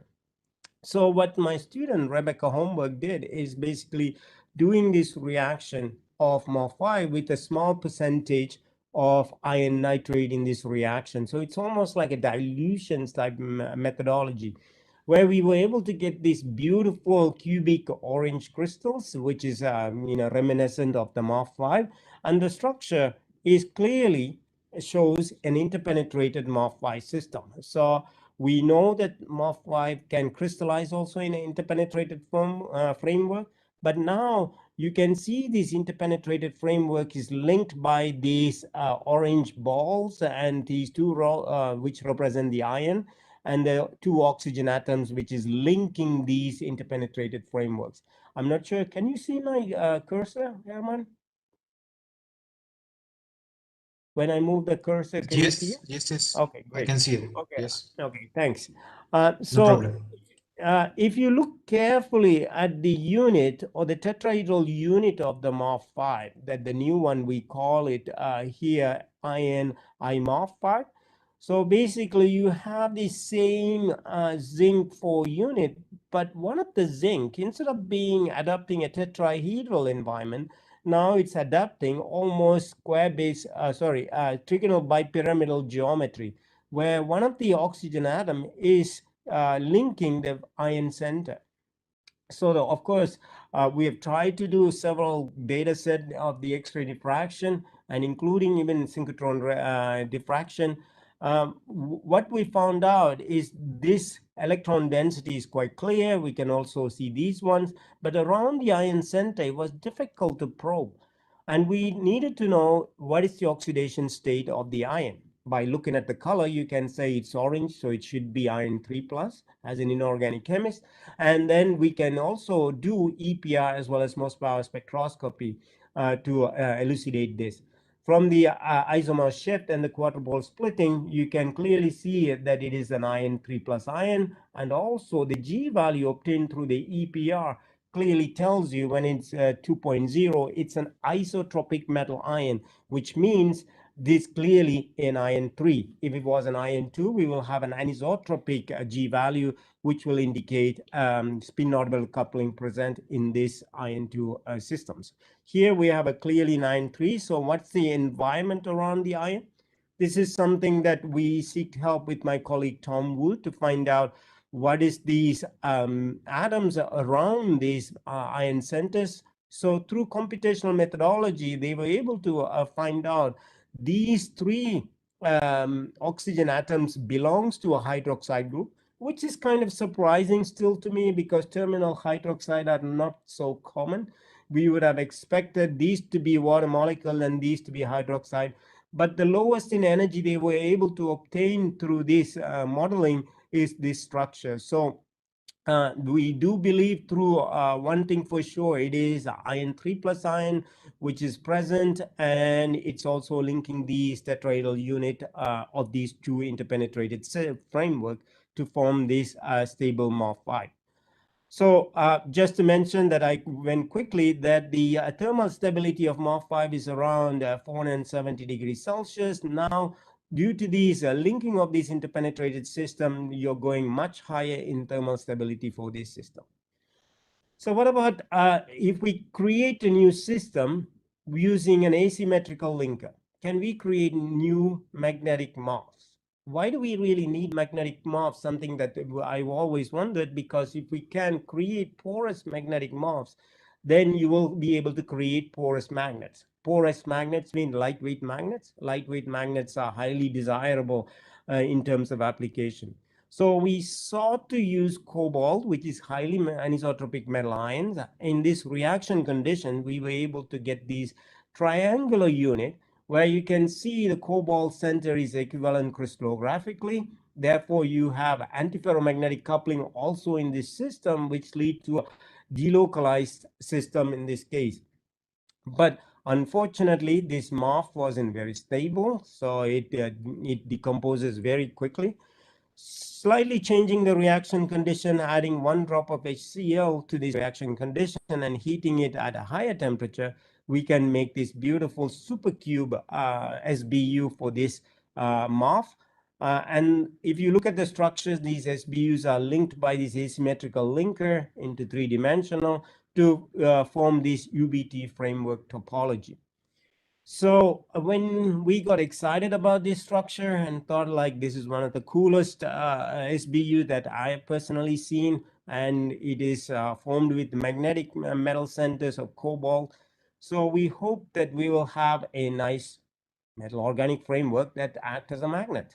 And unfortunately, when you look at the spin density of these systems, these 4 of these cobalt ions are antiferromagnetic coupled. That means the spin centers cancel each other.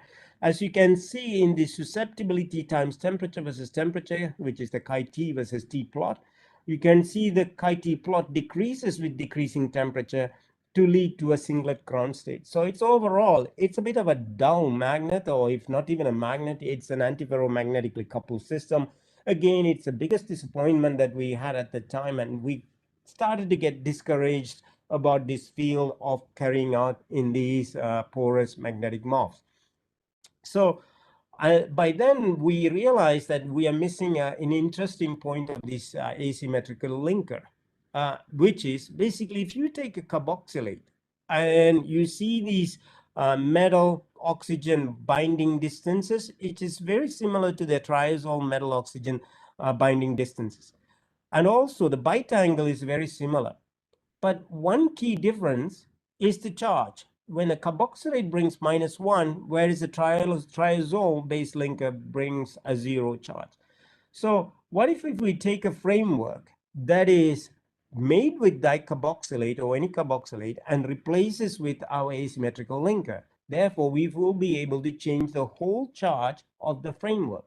So instead of creating a neutral system, we can take a neutral system and make charge framework. You might wonder, why do we want charge framework? Then you can trap highly toxic anions. For example, if you make a cationic framework. So here is this framework that initially you saw with the cobalt, if I may go back, this framework, and I mentioned this is unstable.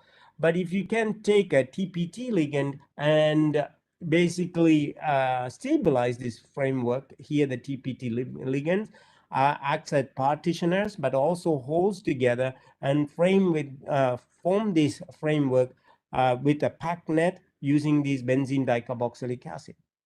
But if you change it to CPT, this is asymmetrical linker, now you are retaining the packed net, but now the charge is changing. It's become a cationic framework, which means we should be able to do anion exchange systematically, put some anions and exchange with it. And this is the ideal scenario for us. We wanted to do asymmetric ligand exchange of a known framework while keeping the framework and the pack same, but only playing on the charge. Can we do that to this methodology? And we wanted to prove that proof of concept, we can exchange these anions. But we also can modify the spaces between these framework. That means you can change the porosity and the size of these pores by simply changing different asymmetric linkers. You can go from this to this one, and there's much longer system.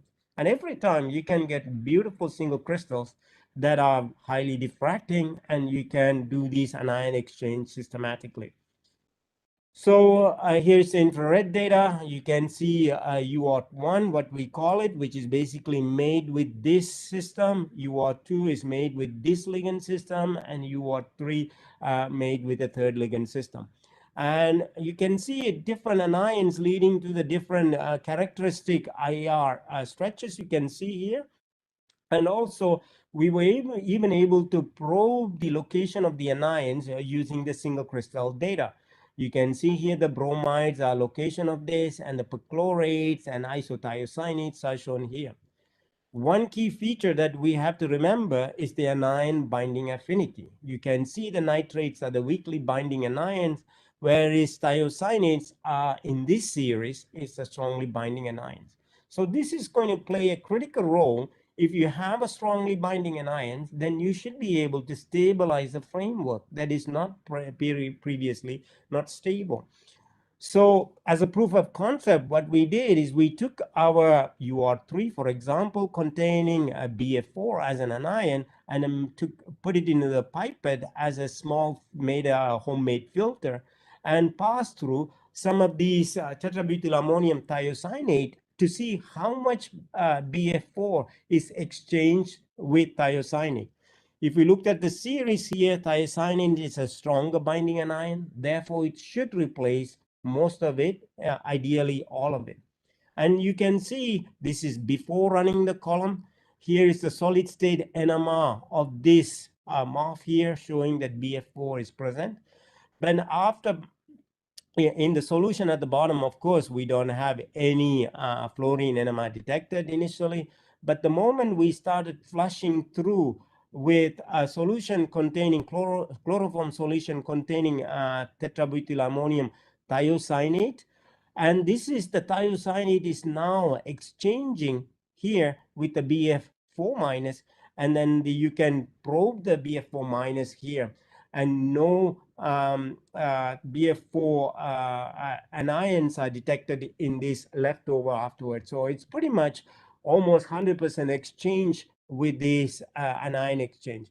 So this seems to be working well, but what about the porosity and the stability of this system? So this was done in collaboration with Professor Shimizu in Calgary, because we didn't have at that time our own setup to do this.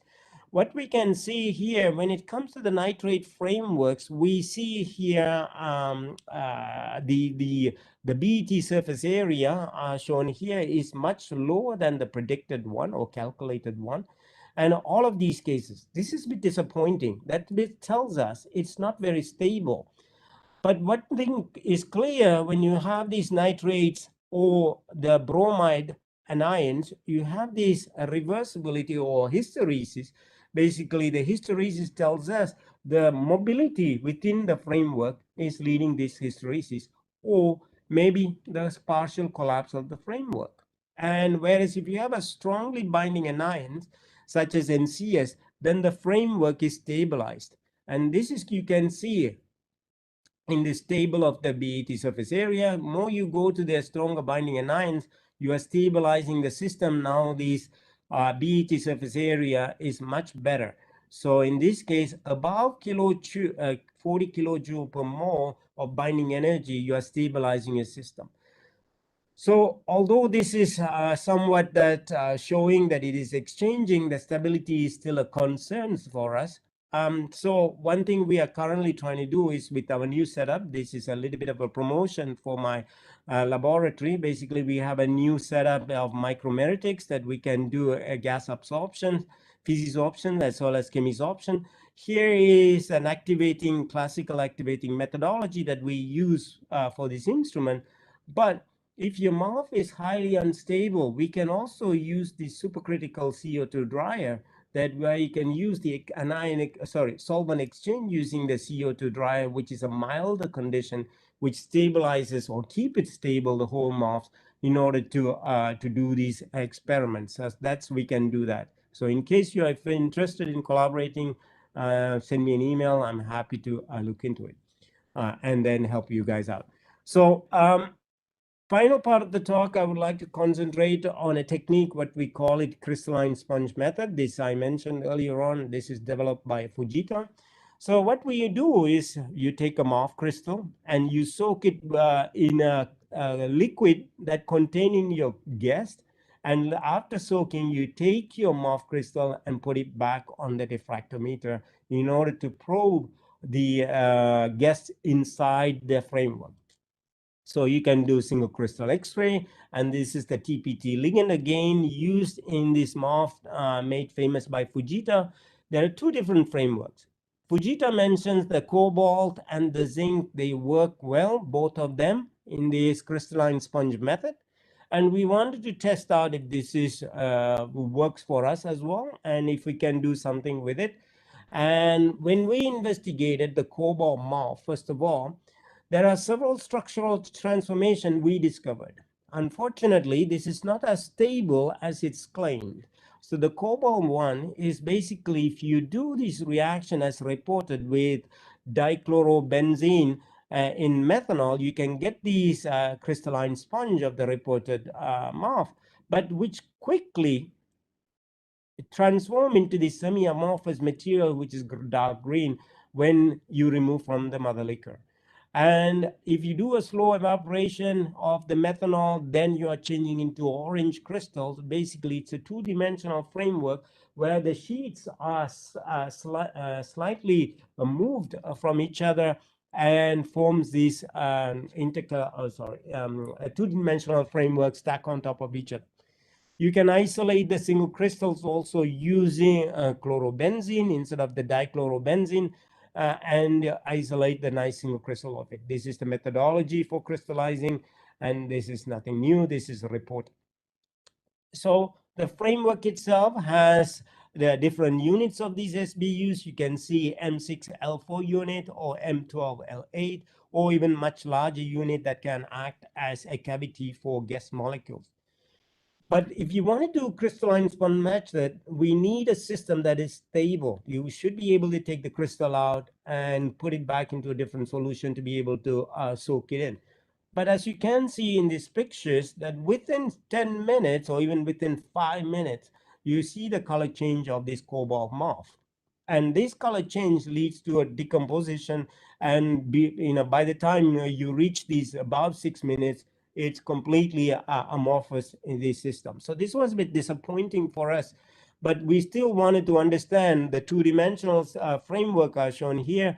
The critical thing happening is while the methanol evaporates, some of these coordination sites are replaced in this framework. This is why, which leads to a transformation of the 3D framework to the 2D network here. Here is the side-by-side comparison of the 3D framework as well as the 2D network. And of course, it is a cobalt system. As we like to investigate the magnetic properties, you can see the coordination environment of each cobalt center is octahedral. Here, all of them are surrounded by the nitrogen atoms of this framework, the original framework. And this is a modified framework here, where two of these TPT ligands have been replaced by these oxygen atoms in this case. One interesting feature is if you probe the dynamic susceptibility measurement, which is if you want to probe if your system acts as a magnet, you do dynamic studies, which is AC susceptibility studies, where you make the alternating current as a medium to probe the relaxation dynamics. In a way that if your system has a magnet-like behavior, there will be a blocking of the temperature, which we call the blocking temperature. And below that blocking temperature, the material will retain its magnetic memory, i.e. you will have the relaxation mechanism in the AC data as shown here. This is the outer phase susceptibility in function of frequency, and this is the in phase. And these frequency-dependent signals clearly indicate that you have a magnet-like behavior for this MOF, where the magnet-like behavior is arising from a single unit of this cobalt ion, which are barely connected in terms of magnetically speaking. These are not communicating, but the magnetism is arising from each individual cobalt center.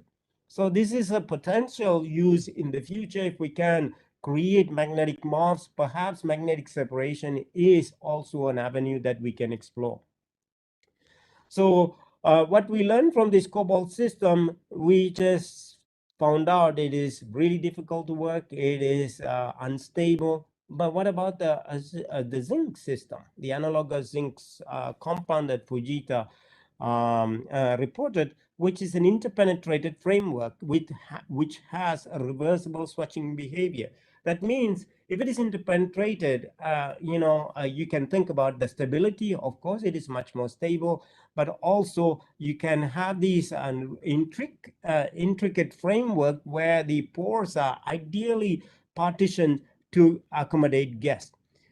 And if you look at the channels here, in these channels, you see these nitrobenzene molecule, which is a solvent of crystallization. They pack in a beautiful arrangement to form this electron density here, you can see, which can be removed to accommodate new guests. So can we do that? What we were able to do is to confine ferrocene and ferrocene aldehyde within this framework by simply taking the zinc framework and soaking into a solution containing ferrocene. Although Fujita reported that you have to activate the MOF first, I can tell you for this case you don't need to. The solvents of nitrobenzene comes off without even activation at the moment you start soaking. So it is much more milder approach than activating the MOF first. When you look at the X-ray structure carefully, how the ferrocene or ferrocene aldehyde is located, you can see these in host-guest interaction as shown here, and some of them are high occupancy site and some of them are low occupancy site, and you can see clearly the interaction between the framework and the guest molecules. Some of these pi stacking is happening here.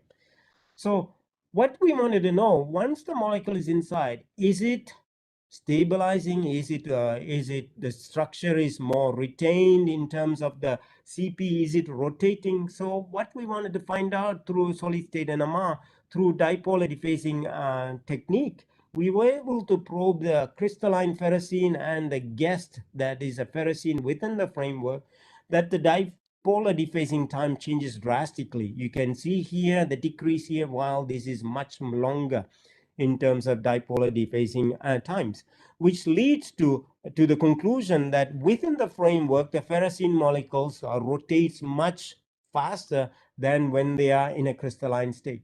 This can be rationalized simply because when you have a pure crystalline ferrocene, you have the stacking within the crystal structure of the pure ferrocene is much more dense. It is tighter stacking than within the framework where the molecules are able to rotate.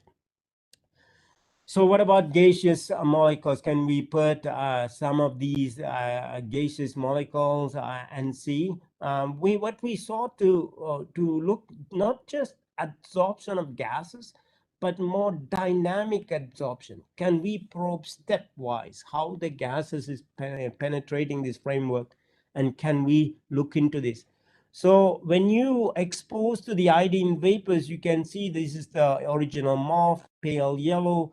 Quickly, within few minutes, you can see the color change, and within 1 hour, it goes to dark black crystal.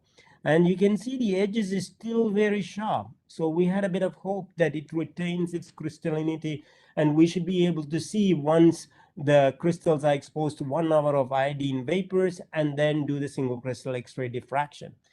And that's what we were able to do after 0 hour of exposure, that this is the original MOF, and 3 hours exposure, 6 hours exposure, and 15 hours exposure.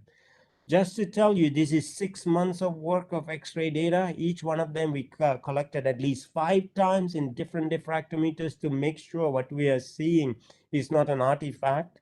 And we can clearly see that after 3 hours, the MOF itself has these iodine anchors in one of the zinc atoms. And you can see another one.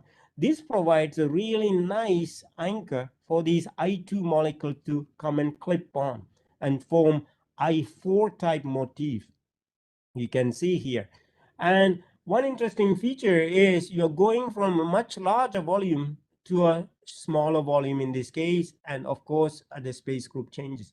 That's because these iodines are bringing these pores within them and then collapsing in a way, not without collapsing the whole framework, but just bringing these closer, so the unit cell is becoming smaller. This is after 6 hours. Again, you can see the volume changes. Now the number of nitrobenzene is leaving slowly, you can see, whereas the concentration of the iodine molecule found within the pores are increasing over time. And this is 15 hours exposure.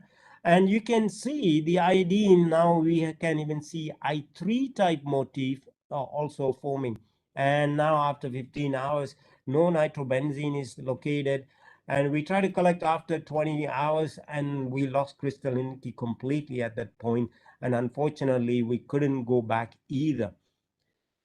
And furthermore, we wanted to do calculation to make sure that what we are seeing is correct. But through computational methodology, we were able to find the binding energies. So strong halogen-halogen interaction is seen here. And in this case, is 26 kcal per mole of per I2 molecules are shown for these type of motifs. And you can see the X-ray data. This is the calculated data in brackets in terms of bond distances. And one interesting feature is, even though this is much higher in energy, the MOF is swelling. That means it's modifying its structure to accommodate even more iodine within the framework. So it is dynamic. It is not like, some of these MOFs, they capture CO2 and get captured in that position and they are locked in. Whereas this guy here, it's rearranging itself to almost take up more iodine. It's almost like a system. He wants to keep chewing on these iodine and capture more and more iodine within the pores. And by doing a simple gravimetric method, we can see clearly that this ArMOF is one of the highest absorbing iodine system out there. And we can see how dynamically it's absorbing in terms of the I2 molecules are replacing some of these nitrobenzene, and you can crystallographically visualize. And physisorb and chemisorb iodine are seen within the framework, and it can take a really large amount of iodine. What this teaches us is basically, if we want to do iodine capture, it is ideal to create a system that has an iodine as an anchor within the framework, and this iodine clips on it and enables further. So I believe my time is coming up. With this note, I would like to thank my group. First of all, they do an amazing job, and most of this job is done by this gentleman here. Is Gabriel Brunes, recently graduated. And all these group workers, they all participate in some way or another towards each individual projects. They are an amazing group of guys. I'm very grateful for their help. And also key collaborators, George Shimizu for initial gas absorption studies, as well as Professor Wu for computational studies, and all these funding agencies. And you can see this is a Canadian maple turned into completely red. And now this is what it looked like, most of the trees here. So you're welcome to Ottawa whenever you would like. Thank you, Elma. Okay, thank you, Professor Murali, for your amazing talk. It is also good to know the facilities in order to make some collaborations between the group in Argentina and your group also. This is good to know it. This is amazing, the fact that your system acts as a real sponge, right? I have a question about that. How is the stability of the systems upon remove the anions, the different anions? Oh, this system with the anion. Does it collapse? So you can see that you can replace one anion with the other. That exchange is possible, but the framework is a cationic framework. So it inherently needs some anions to keep it stable. So you can do an ion exchange, but not completely removal, because what we are trying to do is we are trying to create a different linkers that are redox active. That means we can do without putting and doing an anion exchange, but we are trying to create frameworks based on radicals so that you can do a redox active with a more stable system. This one you have to always have an anion inside. If you have a redox active framework, you don't need to have an anion inside initially, and then you can put the anion in and you can remove the anion in, and that's a system that we are working on currently. Okay, nice. And I can see that you have good cavities in order to functionalize with maybe aromatic compounds in order to improve maybe optomagnetic properties. Is this correct? Absolutely. You're bang on right. I only showed the setup that we have in terms of gas absorption, but with some of my colleagues, we were able to acquire a lot of instruments for magnetic property studies We will soon have 3 magnetometers, 3 squids, as well as low temperature luminescence studies. We can do all the way up to 1.8 Kelvin luminescence studies under magnetic field as well, using an MCD techniques that we have now. So we are well equipped to do all kind of physical property characterization on these MOFs and other systems. Okay, nice. I will check some questions from the chat or maybe YouTube. Let me see. Okay, I have a question from Celeste. She's an organizer from ArMOF also. She said, thank you very much, Professor Murali, for your very interesting talk. I was wondering if you could tell us some additional details about the experiments performed to determine the binding energies of the different exchange anions in the MOF. I mean, how is the protocol to determine these values? So let me. So here, what we have is the surface area analysis. You know, this is the calculated surface area. This is the experimental BET surface area, which basically tells us when you have nitrate, which is the weakest binding anion, you have a very small surface area. When you go to bromine system or bromide system here, you are going much slightly higher in terms of surface area, and so on. So this is validated systematically through these different frameworks. And these binding energies, these are calculated binding energies using computational methodology. So based on that, and based on our chemical knowledge that we already have, plus the surface area calculations here, we can clearly draw an anion binding affinity here. And this is why we made this proof of concept. If you have a BF4, which is in this scale that I showed you, which is a lower binding affinity than NCS, we should be able to replace by NCS. And same way, if you have a nitrate, we should be able to replace by any of these here. The key idea is to remove toxic anions, such as chromates or things like that. And of course, we need to do a much broader series of studies. First of all, experimental studies from BET surface analysis, computational studies, to be able to, and also some of these studies that we have done using NMR to show that how much is getting trapped and how much is exchanged here quantitatively. We should do that too. Okay, thank you so much. Let me check. Okay, I have my only one question for me.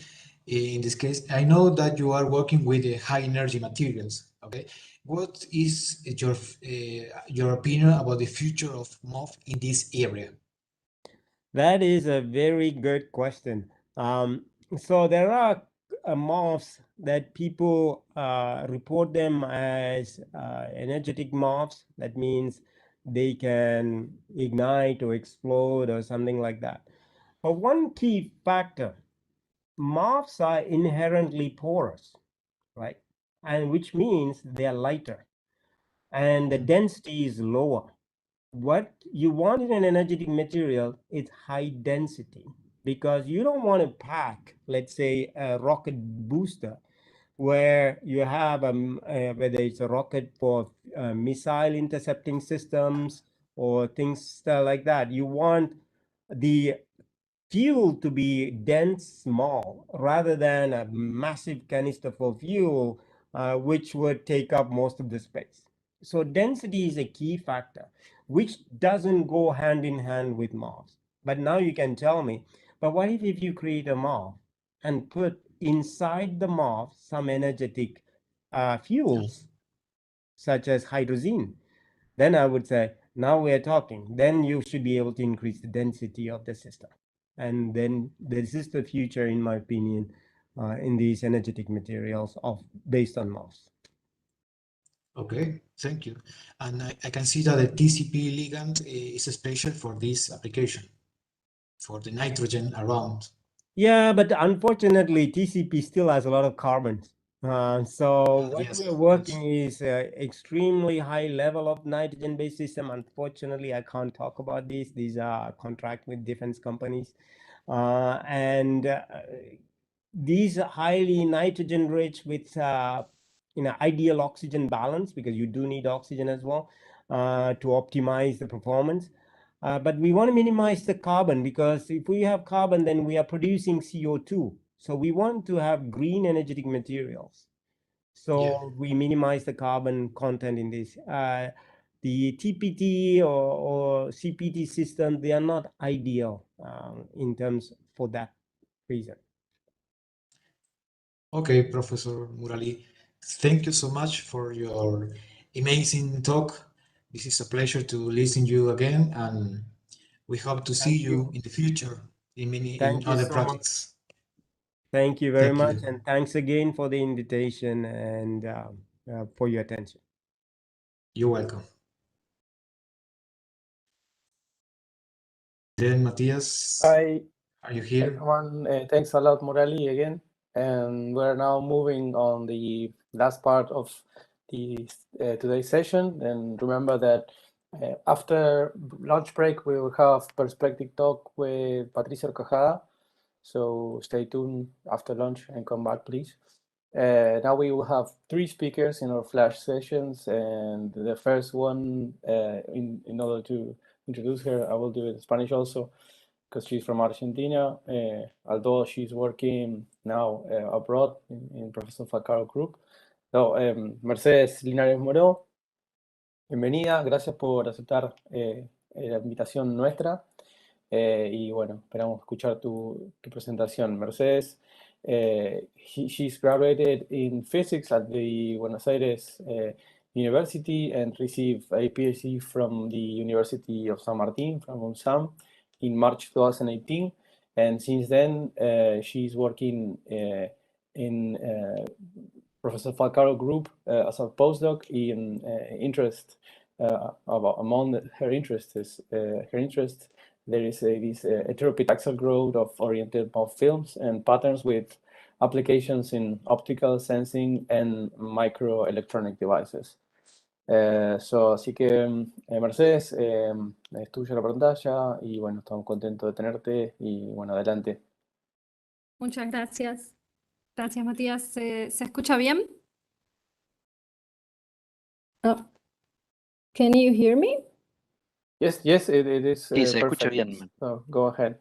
Okay. Okay. So try Thank to you. share your screen. It should be Yeah. working. So, share. Okay. Yeah, now we're watching your screen. Now it's the presentation. Perfect. Oh, Great. okay. Go ahead. Perfect. Thank you. Okay, thanks a lot. I will start with some words in Spanish because I'm just happy to be able to share this with the MOF community in Argentina. So, muchas gracias por haberme invitado a formar parte de esta sesión y de este simposio. Y me parece una iniciativa muy buena, ya que hay tantos grupos trabajando en MOF en Argentina, que podamos colaborar también con las personas que estamos afuera. Así que bueno, muchas gracias por esta oportunidad. So it was just a few thank you words. So I'm going to talk today about the semi-automatic deposition of oriented copper hydroxide nanowells for the heteropytaxial growth of MOF films. So this is somehow a little bit in the topic of Mintu's talk in the morning. He gave a very nice introduction about MOF films, so I will pick up on that point, let's say. But I want to start, well, most of the talk that I will give today is related to our recently published papers, so if in advanced material interfaces. So if you're interested by anything that I will discuss today, you can look for the paper to have more information about this. I wanted to start by highlighting the team that formed part of this work. So of course it was not only me, but we did this work with Lea, Thomas, Sumea, Francesco, and of course Paolo Falcaro. We are working at the Paolo Falcaro group in the Institute of Physical and Theoretical Chemistry in Graz University of Technology. We collaborated also with another institute, the Institute of Solid State Physics, with Professor Egbert Sawyer for some modeling and calculations. And we collaborated with Kenji Okada and Professor Masai Takahashi from the Osaka Prefecture University in Japan. And also the work was co-led by Professor Christian Dunan in the University of Adelaide in Australia, who is a long-time collaborator of Paolo. So we all know what MOFs are. That's why we are here, I guess. But I wanted to start by highlighting how all the properties that we like from MOFs, the very high surface area, the possibility of tuning the physicochemical properties, can be harnessed for applications of MOFs in functional devices if we can tackle all the challenges related to thin film processing of MOFs. So this was already introduced by Min in his talk in the morning. So in the Argentinian morning, in the early afternoon from Europe. He actually talked about heteroepitaxial growth of MOFs. So I will discuss about another approach for heteroepitaxial MOFs. In 2017, Paolo and coworkers published a paper in Nature Materials where they showed that it is possible to obtain macroscopically oriented MOF films by ceramic to MOF conversion from substrates, from copper hydroxide substrates that were originally also aligned. So from these substrates that are composed of aligned copper hydroxide nanobelts, which are these like anisotropic nanostructures that are around 200 nanometer long, after exposure of the ceramic to a solution containing the ligand, in this case terephthalic acid, this can be converted using the substrate, the copper hydroxide as a sacrificial template, to an oriented film, polycrystalline film, where the crystallites grow heteroepitaxially on the copper hydroxide. So by ensuring the lattice matching between by selecting a ligand and a MOF that has a crystal structure that is compatible with the crystal structure of the copper hydroxide, it is possible to grow these or MOFs that have that are macroscopically oriented. And this is interesting because, well, this has been extended for other linkers and other MOFs. In this case are copper-based, of course, because we are using the copper hydroxide as a source for the metal cations. But it's interesting because in this way you can have oriented pore channels, which could be interesting for several applications. So, for example, in this work by Okada in the Chemical Science in 2020, he studied and showed for different MOFs with different linkers the growth mechanism. So this concept was also extended to show that it's possible to have an approach of MOF on MOF and to grow inspired by layer developments like the ones from Professor Boll. But it was also possible to grow heteroepitaxially different MOFs with different ligands, one on top of the other, if the crystal structures were matching. So what I wanted to motivate is that it's not only one MOF, but that it's a platform, a system that is based on this ceramic to MOF conversion and subsequent MOF on MOF growth, which offers different possibilities for application to devices that rely on MOF thin films. So everything starts with the copper hydroxide nanobelts. We synthesize this according to a protocol that is in this paper. And this takes advantage of the fact that one of the crystallographic directions of the copper hydroxide grows much faster than the others. So just by controlling the reaction conditions and the reaction time, you can grow these anisotropic nanostructures. Hola, Guille, buen día, ¿cómo estás? Yeah. So these nanostructures are 200 nanometer long and 30 nanometer wide, more or less. So how do we create, how do we orient such small nanostructures on a substrate with long range order? what we do is we start from a solution that has a dispersion of the nanobelts in water and ethanol, and we have a basin that is like 6 centimeters by 3. I mean, you can check the experimental details in the paper. But this basin is filled with water, and we use a syringe pump to inject a dispersion of the nanobelts on the water surface. So controlling the injected volume and the time, we can stack these nanobelts to form a full film on the water surface. And then with a substrate, we collect this film and create the oriented copper hydroxide substrate, which can then be converted to an oriented MOF film. Typically, this step was performed manually, but we found that when you want to make a large amount of samples, this has some problems because it creates results that are quite, the reproducibility is low.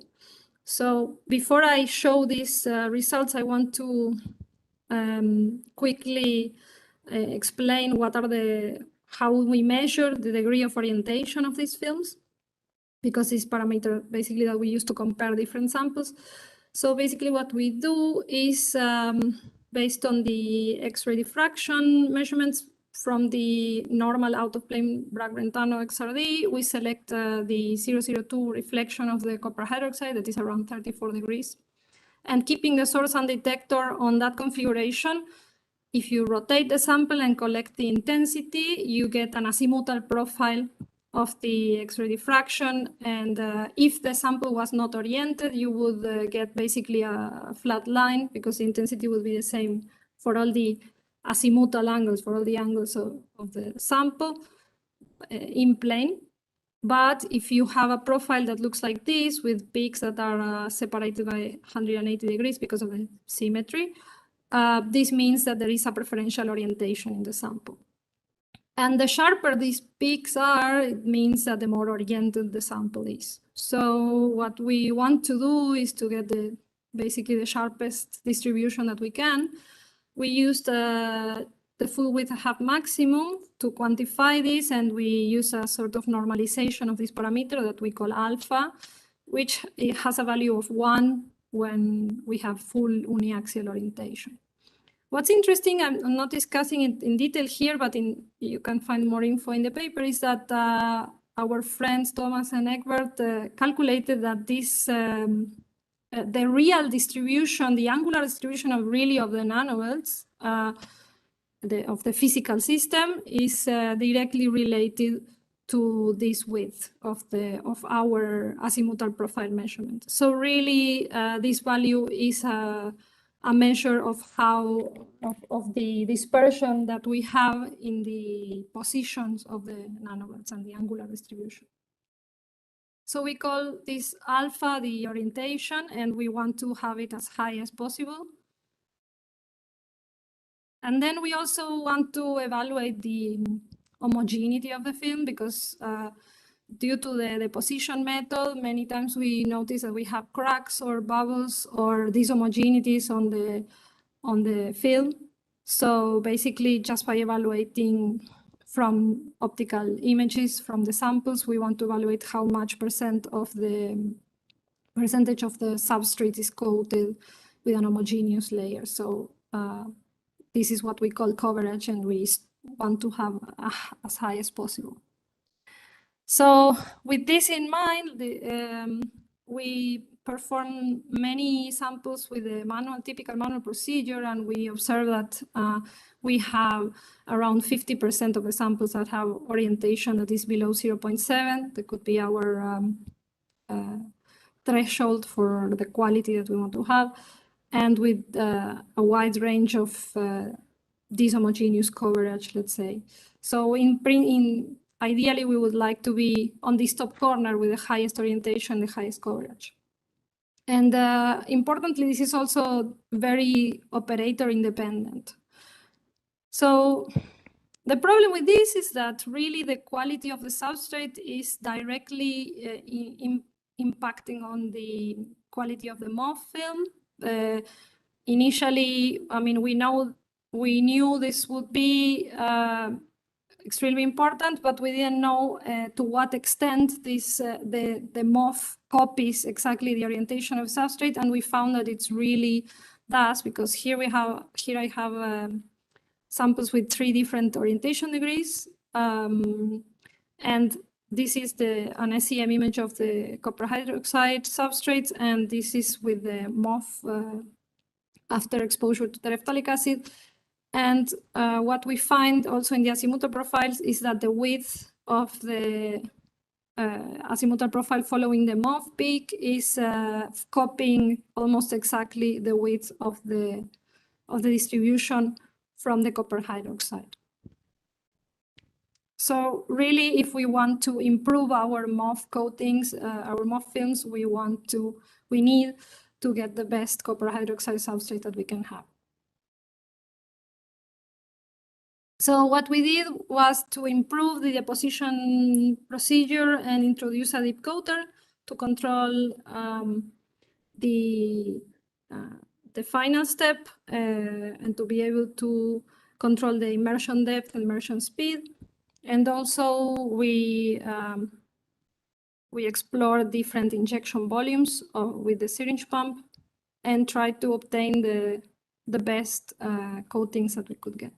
The first parameter that we identified was very relevant was the leveling of the substrate. So it's not that we tilted the substrate on purpose, but we found that typical deep coaters devices do not have such a good precision on leveling the sample. And actually, initially, with a tilting of the sample that was almost imperceptible to us, we found that this was impacting a lot on the quality of the samples.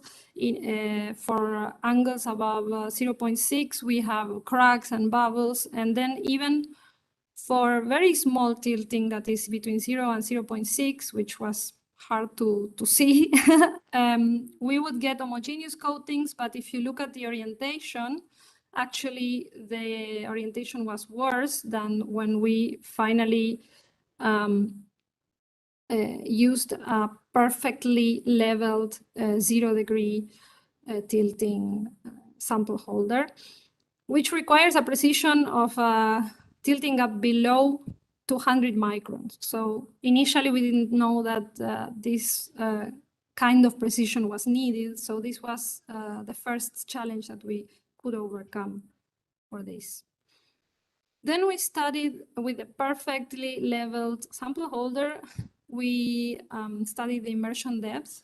So we were comparing always the coverage and the orientation, because in principle, we want to improve both or find a parameter that has a compromise between the best coverage and the best orientation.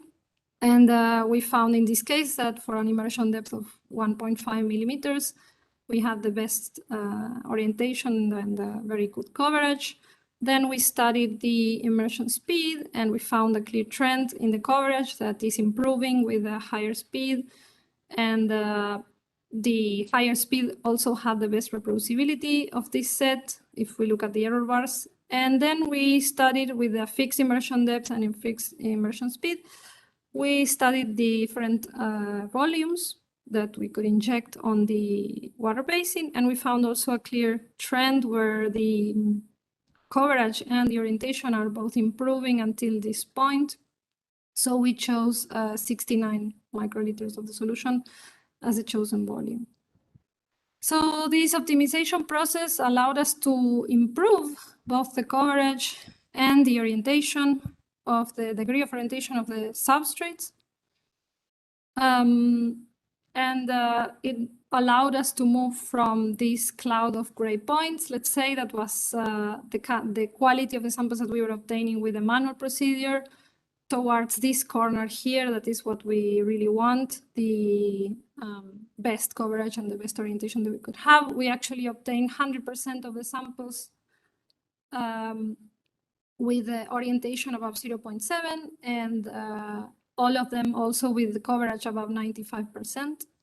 Importantly, this also allowed us to increase the substrate size that we could coat. I think this is for me, one of the most important conclusions of this is that we were able to improve substantially the reproducibility and the coated area. So initially we were working with 1 centimeter by 1 centimeter samples, substrates, and we were able to finally improve this until 3.2 by 3.2. So these are the largest wafers that we could cover with a good homogeneity and orientation degree. And also this method allows for the deposition of multi-layered films that still maintain the orientation. So in this example, 5 layers of nanowells are deposited one after the other, and they it requires a control that you cannot have with the manual procedure. So basically, some conclusions, we were able to improve the reproducibility substantially from a 15% variation that we had in the orientation with the manual and down to 1% variation with the automatic protocol. We had 100% samples with a high orientation of 0.7 and also all of the samples with coverage about 95%. And we were able to increase the substrate size that could be coated. This is interesting because the quality, as I talked before, the quality of the copper hydroxide substrates impacts directly on the quality of the MOF film. So this could allow to increase the throughput of the fabrication of oriented MOF thin films and could be used for multi-layer structures and be interesting for MOF-based device fabrication. I want to finish thanking again the group and our collaborators here in Graz in Austria and collaborators from different parts from Australia, from Japan, and also the funding. Without this funding, it wouldn't have been possible. Most of this work was funded by an ERC and also by the TU Graz Lead project, that is an internal project of the university. And thank you very much for your attention, and I am open for questions on this work. Gracias, Mercedes. Muy interesante tu charla. Thanks a lot, Mercedes, for a really interesting talk. Hot topic, the films, oriented films, always interested us. So I have a little question. So maybe you did try it right. Maybe it's not doable. So please correct me if I'm wrong. You mentioned that when you surface position your nanowells on the liquid surface in order to, let's say, fish these nanowells to grow later on these MOF films, there was of course, some problem with reproducibility regarding the orientation of the nanowells, the volumes you use, let's say concentrations, I'm guessing, of the colloidal suspension of the nanowells. I don't know. I was wondering, what is the monodispersity of these nanowells, if you know that, and then whether you think or not that it's possible to use a Langmuir bloodshed apparatus to, let's say, control the surface concentration of those nanowells and even maybe the orientation. Thank you, Matthias. These are really good questions, actually. For the monodispersity, I have some measurements that were taken from AFM topography. So the dispersion in width is quite low, but in length, we have from 100 to 400 nanometer length. I mean, this definitely will have an influence on the highest degree of orientation that we can have. If you saw that we never have one, I mean, the highest that we have obtained is, maybe this might be improved a little bit. I think the highest was 0.85 or something, but there is also just I have seen works where they model pneumatic systems, and there is a fundamental limitation when considering the aspect ratio of the nanowells. So if you have, like for this aspect ratio, there is not a lot of improvement that can be obtained just because of the dispersity of the nanowells in sizes. And we have, for the other question, we have tried Langmuir-Blodgett approach. In this case, we found that these were extremely small for our setup.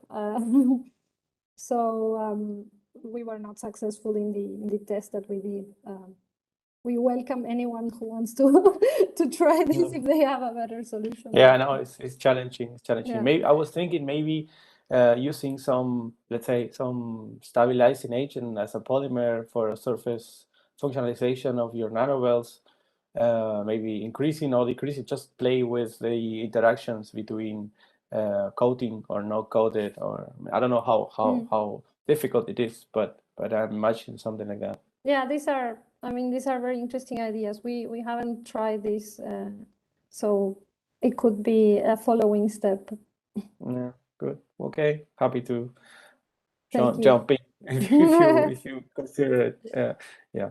So there is another question from the audience, thanking you for your talk, and it says like, does the surface of copper change the oriented surface growth? I mean, whether you use different salts like nitrate, chloride, or another salt for your copper hydroxide synthesis? Well, we have not tried to to synthesize the copper hydroxide nanowells from other metal sources, from other metal salts. So I would not know. I mean, we always synthesize the MOFs, at least the first layer, from the ceramic to MOF conversion from copper hydroxide. In this case, no, we have. I mean, you can create these MOFs. You can synthesize them solvothermally using other salts. So I wouldn't know. I mean, from this mechanism of conversion, I wouldn't know how to compare it. Yeah, I assume that in this case that when you try to synthesize MOFs from different metal salts, like using, let's say, nitrate, chloride, or whatever, usually the yields change, and sometimes even the structure you get is substantially changed. So maybe the question referred to that, but I'm thinking you are not playing with that parameter, but using your product for creating your oriented film. Yes, right? I mean, in this case, what's interesting about this ceramic to MOF conversion is that it's very fast. For example, I mean, the conversion times are a couple of minutes. So this is different, I would say, to the kind of kinetics that you have with solvothermal synthesis. And we need this heteropitaxial growth mechanism to retain the orientation. Otherwise, you wouldn't have macroscopically oriented MOF. So it is intrinsically different to a mechanism where you use the other metal salts. Mm-hmm. And the last one from Juan Samaro, also from the organizing committee in Santa Fe. Maybe when you get back here, we can get together. That would be lovely. In person. Dice, which application do you think is potentially more interesting for these really nicely aligned surfaces that you create? Well, in principle, any kind of application that requires the oriented pore channel, so anything that benefits from diffusion processes or host-guest interactions that require the high diffusion or improved in that sense. So it could be sensing or, yeah, I mean, a specific application. We would have to think about this also depending on the MOF. De acuerdo. La pregunta la hice yo, Mercedes. Sí, perdón. Muy buena la charla, me gustó mucho. Y no, simplemente era porque me generaba esa curiosidad de cuál vos pensabas. Primero, bueno, si lo habían utilizado en alguna aplicación en concreto o si no quedaba en digamos, en una situación potencial como para diferentes, como estás comentándolo vos, para diferentes usos. Por ejemplo, en el Nature Materials se trabajó, o sea, se aplicó usando una molécula que tenía propiedades de fluorescencia y como una especie de sensor de polarización. Ahora no me acuerdo exactamente para qué lo usaron, pero lo interesante era como los poros están orientados, puede también orientar a una guest molecule que te pueda interesar y después eso puede tener aplicaciones ópticas interesantes. Claro. Ah, perfecto. Ese es el campo en donde estas estructuras ordenadas podrían tener una Es aplicación uno de los fuerte. ejemplos que fue Claro. el que más se exploró en las publicaciones hasta ahora. Bueno, gracias Mercedes por tu charla. De nada, gracias por la pregunta. Gracias Juan por participar y bueno María, con esto te vamos a despedir, agradeciéndote mucho por haberte sumado y bueno, esperando que tengas todo el éxito posible ahí en Graz y bueno, tenerte pronto en Argentina de nuevo. Muchas gracias. Estoy ansiosa por volver y interactuar ahora siempre que la pandemia lo permita. Sí, ya lo vamos a hacer, vamos a interactuar. No te preocupes, Muchas gracias. algún asado va a haber. Bueno, Sí, gracias por la invitación. Chao. well, thank you, Maria, for his presentation. We move to the next second speaker on these flash presentations. Also from Argentina, Rodo Acosta, de la Universidad Nacional de Córdoba, nos engalana la sesión flash. Rodo, bueno, I will say it in English. Rodo works at the Lanais NMR Institute, laboratory at the FAMAF in the National University of Córdoba in Argentina. He's a professor and also staff researcher from CONICET. He has a PhD in physics. Sorry, I almost insulted you. Sorry, in physics from the UNC, and also is a group leader of a partner from the Max Planck Institute for Polymer Research in Mainz. He holds collaborations with Aachen, also Uni Ilmenau in Germany, and the City University of New York.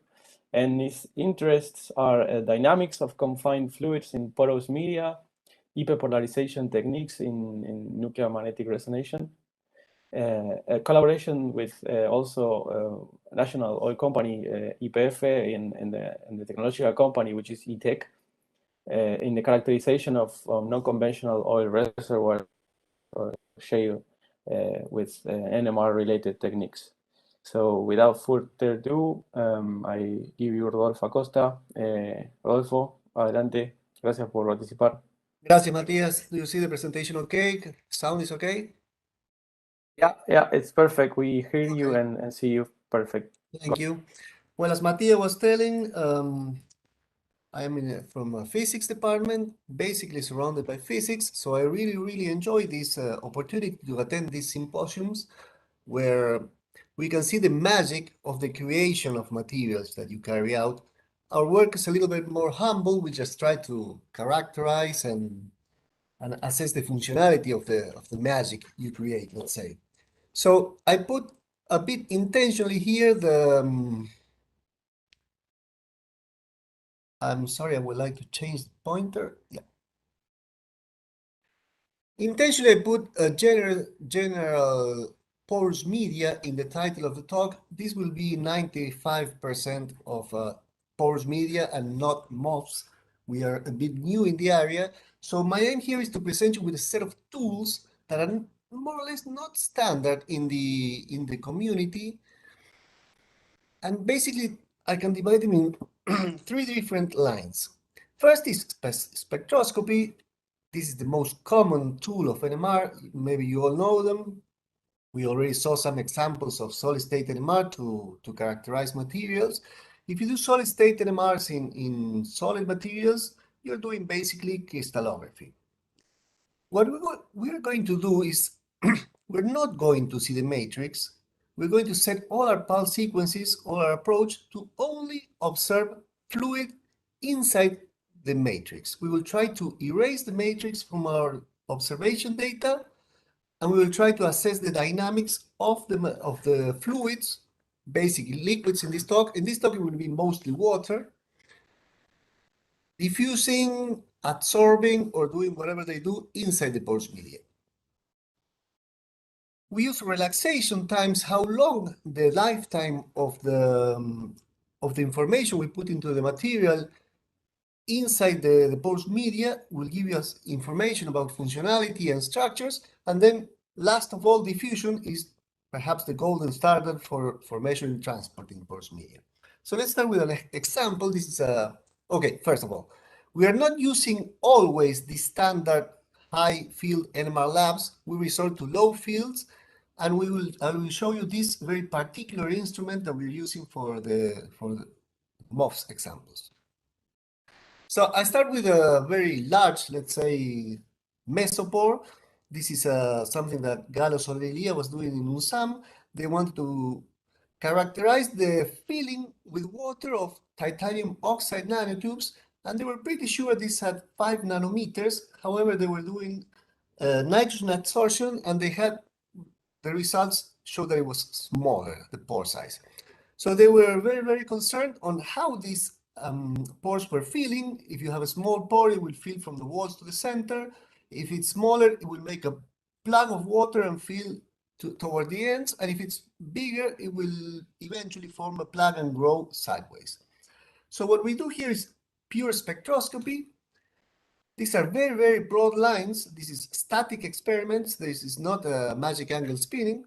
You see here we had to put it in a logarithmic scale to be able to observe these very small signals. So we have this blue line that comes from the first hydration layer. These 2 peaks is a typical splitting for solid state NMR. So this water is so absorbed in the surface that it behaves for NMR as a solid. Then we have the second layer that has a very small splitting, so the mobility is greater over here. And finally, we have the liquid inside the bulk, this green thing. So we put these systems to different atmospheres, different humidities, and we can very nicely characterize the filling of the mesopores as a function of the humidity we put in the water. And also, if you check the shift of the chemical shift of the mobile signal, you can see that mobility is going faster. It's going towards the 5 ppm that is bulk water. Yes, so as long as you're feeling this center of the pore becomes more and more mobile. So Stefania González Solveira had a lot of simulations, and for the 5 nanometers, it looks very, very much like the experimental data we were obtaining. A nicer example from a spectroscopic point of view is maybe mesoporous carbons, and these materials are now, there's a great interest for energy storage, lithium, or for drug delivery, many applications on mesoporous carbons. In particular, Horacio Corti from CONE was synthesizing, and they managed to make something like a bimodal mesoporous carbons with 4 nanometers mesopores and a large amount of micropores below 2 nanometers. So the carbon structure makes a huge mess in the magnetic field. So you have very nice chemical shifts. So water containing micropores will appear very far away from water containing mesopores. So it's very easy to distinguish them. And then you have here bulk water that is present over here. So what we try to do in this work is to monitor the exchange of water between different environments. So we do a frequency correlation experiment. So here in the diagonal, you have this spectra, and this exchange between micropores and bulk water will appear as a cross peak over here.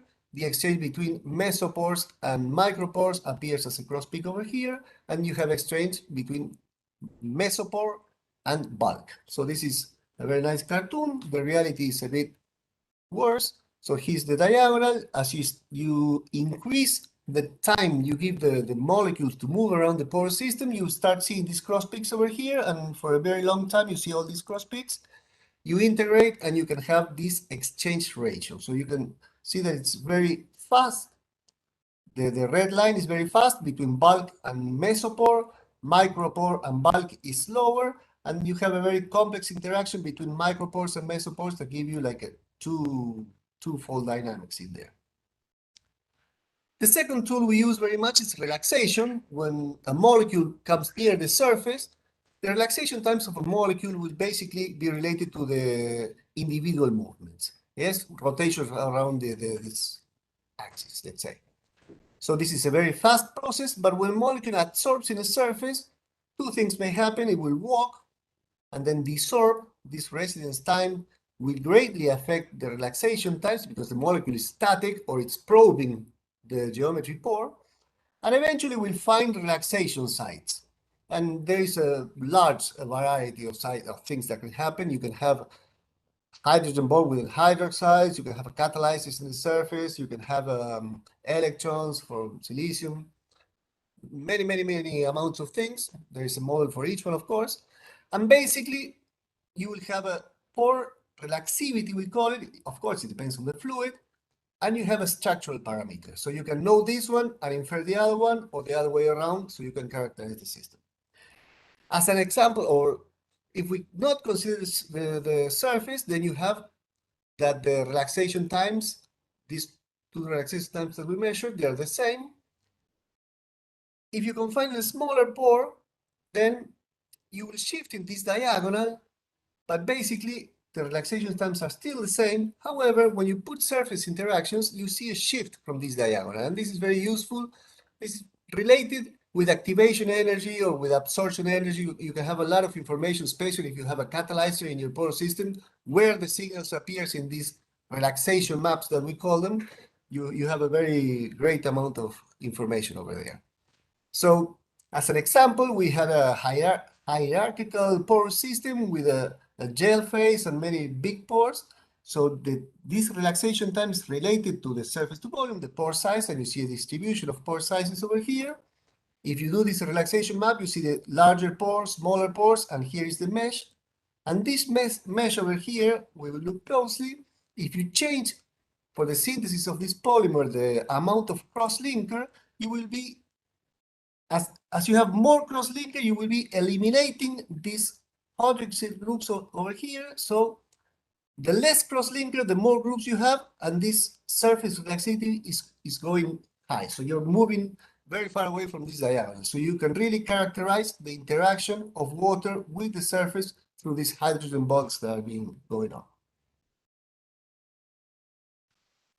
So finally, and this is mainly the topic of the talk and the conference here, we were working with Omar Azzaroni and Matias and Valdemar also from INIFTA, and they were trying to functionalize CIF8 MOFs, putting a polymer in the surface. And they wanted to see how water was moving through these systems. And well, they had very nice results, and we tried to contribute a little bit for this. So we're going to use here two types of MOFs. A MIL96 that is a very well characterized MOFs, and water can go inside the fundamental cage of the crystalline structure. And this other MOF, CIF8, where water in principle will not go inside the cage, but it will interact with this polymer, and this is our PAVA chains, and they were decorating this with different amount of polymers. So the tool we use, this very strange tool, is called single-sided NMR. It's now the trademark is NMR Mouse for Mobile Universal Surface Explorer. Basically, what you do is you put two magnets opposite, so the magnetic field lines will go out and inside of the magnet. Actually, this is the configuration. And you will have someplace outside of the magnet a very nice region to do NMR ex situ, so you don't have to put the sample in a special container in a 5 millimeter NMR tube or a 4 millimeter rotor for doing solid state NMR. You can put whatever you want over here, and you can do NMR in this region.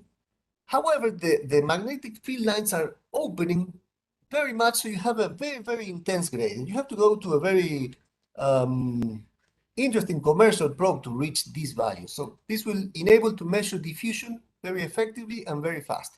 Additionally, you only excite a slice over here from 150 to 100 micrometers. So you can really have a thin slice of your sample detected over there. So basically what you do is you excite in the presence of the magnetic field gradient, and you have this diffusion time where you let the molecules travel through the porous media. And if you acquire the signal, you will see that you put in this value all the parameters in this B value, and you will basically have a straight line if you have diffusion, pure diffusion, one diffusion coefficient. So this is water contained in porous, mesoporous silica, 3 nanometers, 6 nanometers, 15 nanometers, and bulk water. So you see how a single line describes all the diffusion process.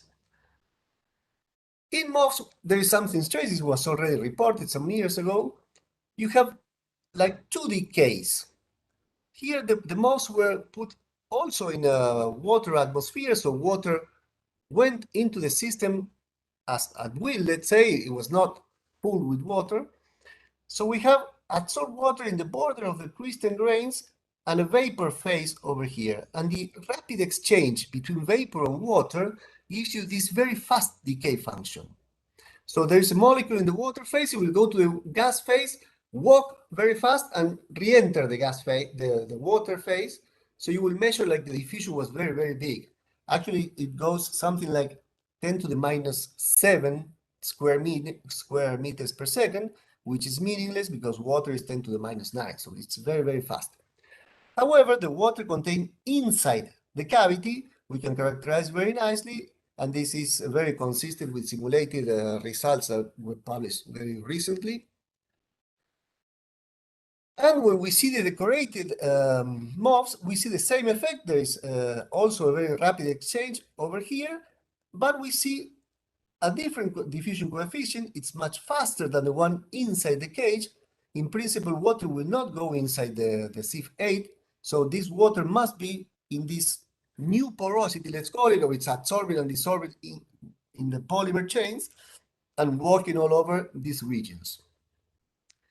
So what we did is, using spectroscopy, you see here this very broad line. This is the matrix of the SIF8, and this is the water adsorbed in the polymer matrix. So by inspecting this line, we can characterize the amount of water that is going in. So this is a function, as a function of the amount of polymer put over the crystals. So as the amount increases, the amount of water also increases. You see over here that inside the 1096, you still have a lot more water than you will have over here. But the most interesting aspect is not the amount of water, but it's the mobility. So what we see over here is that the mobility of the 1096 is somewhere around here. However, almost independent of the amount of content, you have a much higher mobility of the water going through this or mediated through the polymer chains inside this porous matrix. Okay, so this is my 15 minutes. Thank you very much.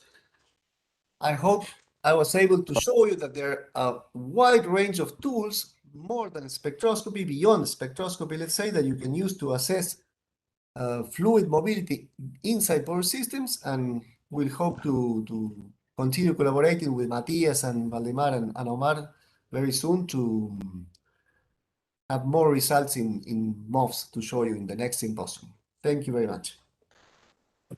Thank you, Rodolfo. Gracias, Rodolfo. Muy bueno ahí el resumen. Very interesting, all the range of techniques that we don't use so often as we should. We have other talks in coming events on nuclear magnetic resonance applied to MOFs, not only for characterization, which is something we have seen many times, but also in order to characterize functional properties such as diffusion of molecules within MOFs and affinities and the effect of polymer cupping on such properties, which is something relatively new. So thank you very much, Rodolfo. Here we have one question from Celeste, which is one of the organizers too, from San Luis. Thank you very much, Rodolfo, for your nice talk. I wonder if it's suitable to apply NMR technique to a system, a MOF system, with a pre-adsorbed molecule in order to determine the main way of interaction with the MOF surface. Can you do that with NMR? So yeah, surely. Basically, you can do exactly what I showed here. You can measure diffusion, and if you have the MOF function, you can do several things. You can put different molecules into the MOF, and then try to see how the molecules work. When we have to assess a polymer's porous media, we start by saturating the media with alkanes, pentane, heptane. So these apolar molecules, we have a very light interaction with the surface. So then we try to, on one hand, try to obtain structural properties, let's say. And then we start changing the polarity. Water is the most stringent example because it adsorbs very tightly. So you could do this thing. You could use different solvents for your MOF and try to characterize their mobility, or for the particular one you want, you can do diffusion, you can do relaxation measurements and see how strong the interaction is for your MOFs. Yes, you can really apply this. Excellent, excellent, Rolf. There's another question, but maybe one from me in the meantime. Let's say I was thinking while you were showing these results with the amount of water absorbed determined by NMR, that it is possible if you create a really controlled atmosphere with a fixed, increasingly higher percentage of water in the atmosphere to measure, let's say, a water absorption isotope from NMR, and in this way, if you can do that, then can you deconvolute maybe two different sites in which water goes in when the pressure, partial pressure is increased? Yeah, sure. This is exactly what we did here with Gallo. Right. Each one of these points is a different isopectic chamber with a different acid, with a different humidity. We left them, I think, more than 3 weeks to stabilize, and we just put it in there, and you can, yeah, and then you can do spectroscopy or diffusion, whichever you wish. Yeah, I was thinking about these absorption, desorption branches in which you, because you don't have another way to do it, to look at the hysteresis loops in order to determine whether you have this or not. And yeah, so I see. So it's, let's say, it's too much time consuming for doing it in that way. No, I think this time we exaggerated, especially being an oxide titanium. I think this is very, very fast. If you want to do it real time, you want to change the humidity at real time in the experiment. If you want to use the open magnet that we showed, for each measurement, perhaps you should spend minimum half an hour, 15 minutes to accumulate data, because it's an XC2, the signal to noise is very good, but still you need some averaging time. But we could try it, yes. Okay, perfect. Because it's something I haven't seen, like to characterize in the same way it is characterized by, let's say, spectroscopic ellipsometry and water absorption. Usually you see those experiments, and then you see all these loops, and then you can change, for instance, the absorption, the molecule you want to absorb, let's say alcohols or water or other humidity control media, and then to go and back and forth through these partial pressures to see the loops. Thank you, Rodolfo. Then Alejandro, just to finish, Alejandro también de Córdoba, Fracaroli, thank you for the presentation, Rodolfo. Is it possible to study dynamics of gas phase guests like CO2 or water vapor at different partial pressures? It is, but the partial pressure should be very, very high, because the sensitivity of NMR is not so great. You see a very small fraction when you put a sample inside a magnetic field. Water has spin 1/2. You will have some of the spins aligned with the magnetic field and some of the spins against. So from 10 to the 23 molecules, you will see something like 0.007% of the molecules will give you a signal. This is the reason that you go to such high magnetic fields. So if there is a lot of gas phase NMR carried out, but you have to increase the pressures. Yes. I know, regarding this, Alejandro asked, I remember that in your group you have studied catalytic behavior of hydrogenation reactions or hydrogen evolution from noble metal catalyst, right? Yes, Through yes. But NMR. what we were doing there is preparing hydrogen gas in a para state.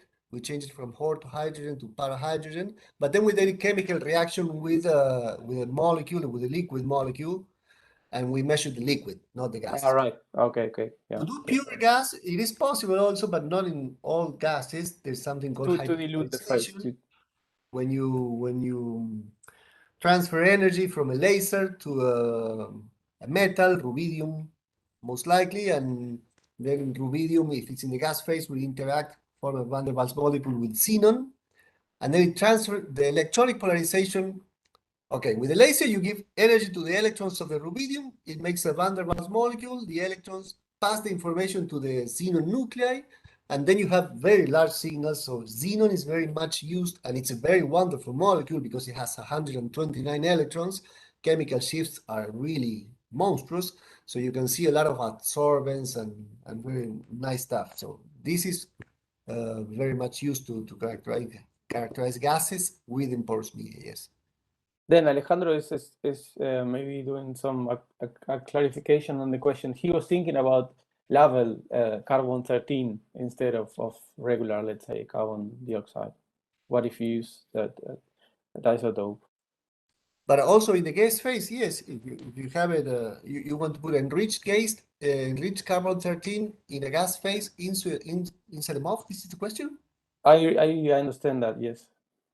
Yes, then sure. Then it's much likely to have some good signals. Yes. Good. Yeah, perfect. That's what Alejandro was saying.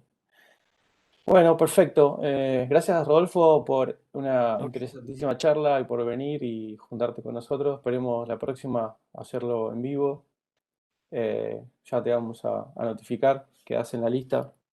Así que bueno, para continuar con la Armada Cordobesa, ya que estaba preguntando Alejandro y estaba preguntando Rodolfo, vamos a pasar a nuestra última panelista de hoy, de la sesión de la tarde.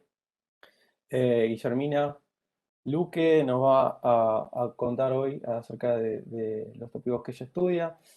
Solamente para la audiencia, for the English speakers, she will present in Spanish, so in case you have some questions, you can just write down on the chat and we will happy translate and then discuss for everybody to participate. Guillermina se licenció en Química en 2003, es doctora en Química del 2009 por la Universidad Nacional de Córdoba, es investigadora independiente en el CONICET, en el IFQC, es profesora adjunta de Ciencias Químicas también en la Universidad de Córdoba, ha publicado más de 25 o 30 publicaciones en revistas científicas con referato, es directora de 3 subsidios nacionales y 2 internacionales, dirige y codirige investigadores becarios postdoctorales y doctorales en su grupo, y actualmente lleva adelante estudios teóricos y experimentales para el desarrollo de evaluación de nuevos materiales, optimización de materiales conocidos y estudio de procesos físico-químicos en baterías de litio, habiendo publicado ya más de 13 trabajos en esa área y siendo autora correspondiente en varios de ellos. Ella tiene entonces demostrada habilidad para combinar con éxito su experiencia en el trabajo experimental con herramientas computacionales de primeros principios, también en el marco del espacio innovador como es la empresa de IPF de tecnología en la que recién nombramos que Rodolfo también colabora. Cabe destacar que este espacio de trabajo forma parte de la nueva iniciativa de 30 científicos, físicos, químicos e ingenieros, se han unido para montar un laboratorio operativo desde 2014 para el desarrollo de nuevos materiales de baterías. En el montaje de este laboratorio, la doctora Luque jugó un rol central, y tanto en los aspectos de planificación como de ejecución. Así que estamos muy contentos de tenerla. Y bueno, Guillermina, gracias por presentarte aquí, por venir a mostrarnos tu trabajo. Adelante, por favor, compartí tu pantalla a ver si funciona todo bien. ¿Ahí se ve bien? Se ve perfecto. A ver, compartí la pantalla y ahí vamos a poner. Sí, ideal, perfecto. Bueno, adelante, Perfecto. Guillermina. Bueno, muchísimas gracias por la presentación. Bueno, yo le voy a dar la charla en español, pero bueno, cualquier consulta, mi pregunta en inglés, la respondo, no hay ningún problema. Bueno, les voy a mostrar un poquito lo que venimos haciendo en el laboratorio relacionado a la protección de ánodos de litio metálico utilizando estructuras bidimensionales. Bueno, para empezar, ¿por qué estudiar, digamos, por qué nuestra motivación en estudiar el litio? ¿Sí? Como ya sabrán, si no les comento ahora, es que en Argentina, junto con Chile y Bolivia, se encuentra el 70% de las reservas de litio a nivel mundial. ¿Sí? Este litio se encuentra en salares. Tenemos el más grande del triángulo del litio, es en el salar de Uyuni en Bolivia. En Chile tenemos el salar de Atacama y en Argentina tenemos las salinas grandes y otras salinas más pequeñas. Lo bueno de esta forma del litio, digamos que la extracción en sí es sencilla al estar el litio en salar. La problemática que hay, que probablemente ya conocen también, es que la forma de extracción es por medio de piletas donde se va por el agua y se concentra la sal, justo en lugares donde, perdón, donde la cantidad de agua es escasa, por lo cual, bueno, se están siempre buscando nuevas formas de extracción de litio donde no perjudique al medio ambiente. ¿Sí? Bueno, como comentaba recién, el Laboratorio de Energías Sustentables es un laboratorio relativamente nuevo, empezamos desde cero desde el año 2014, y está conformado por 3 facultades: la Facultad de Matemática, Astronomía y Física y Computación, la Facultad de Ciencias Exactas y la Facultad de Ciencias Químicas. Y dentro del grupo hay investigadores de 2 institutos de CONICET, del INIFIC y el IFER. Bueno, ¿por qué empezamos con estos estudios de litio? ¿Sí? Como sabemos, el impacto del litio en los sistemas de almacenamiento de energía es muy importante. Tenemos litio, utilizamos todo el día en los celulares, o sea, todos tenemos una batería de litio en la mano gran parte del tiempo, ¿sí?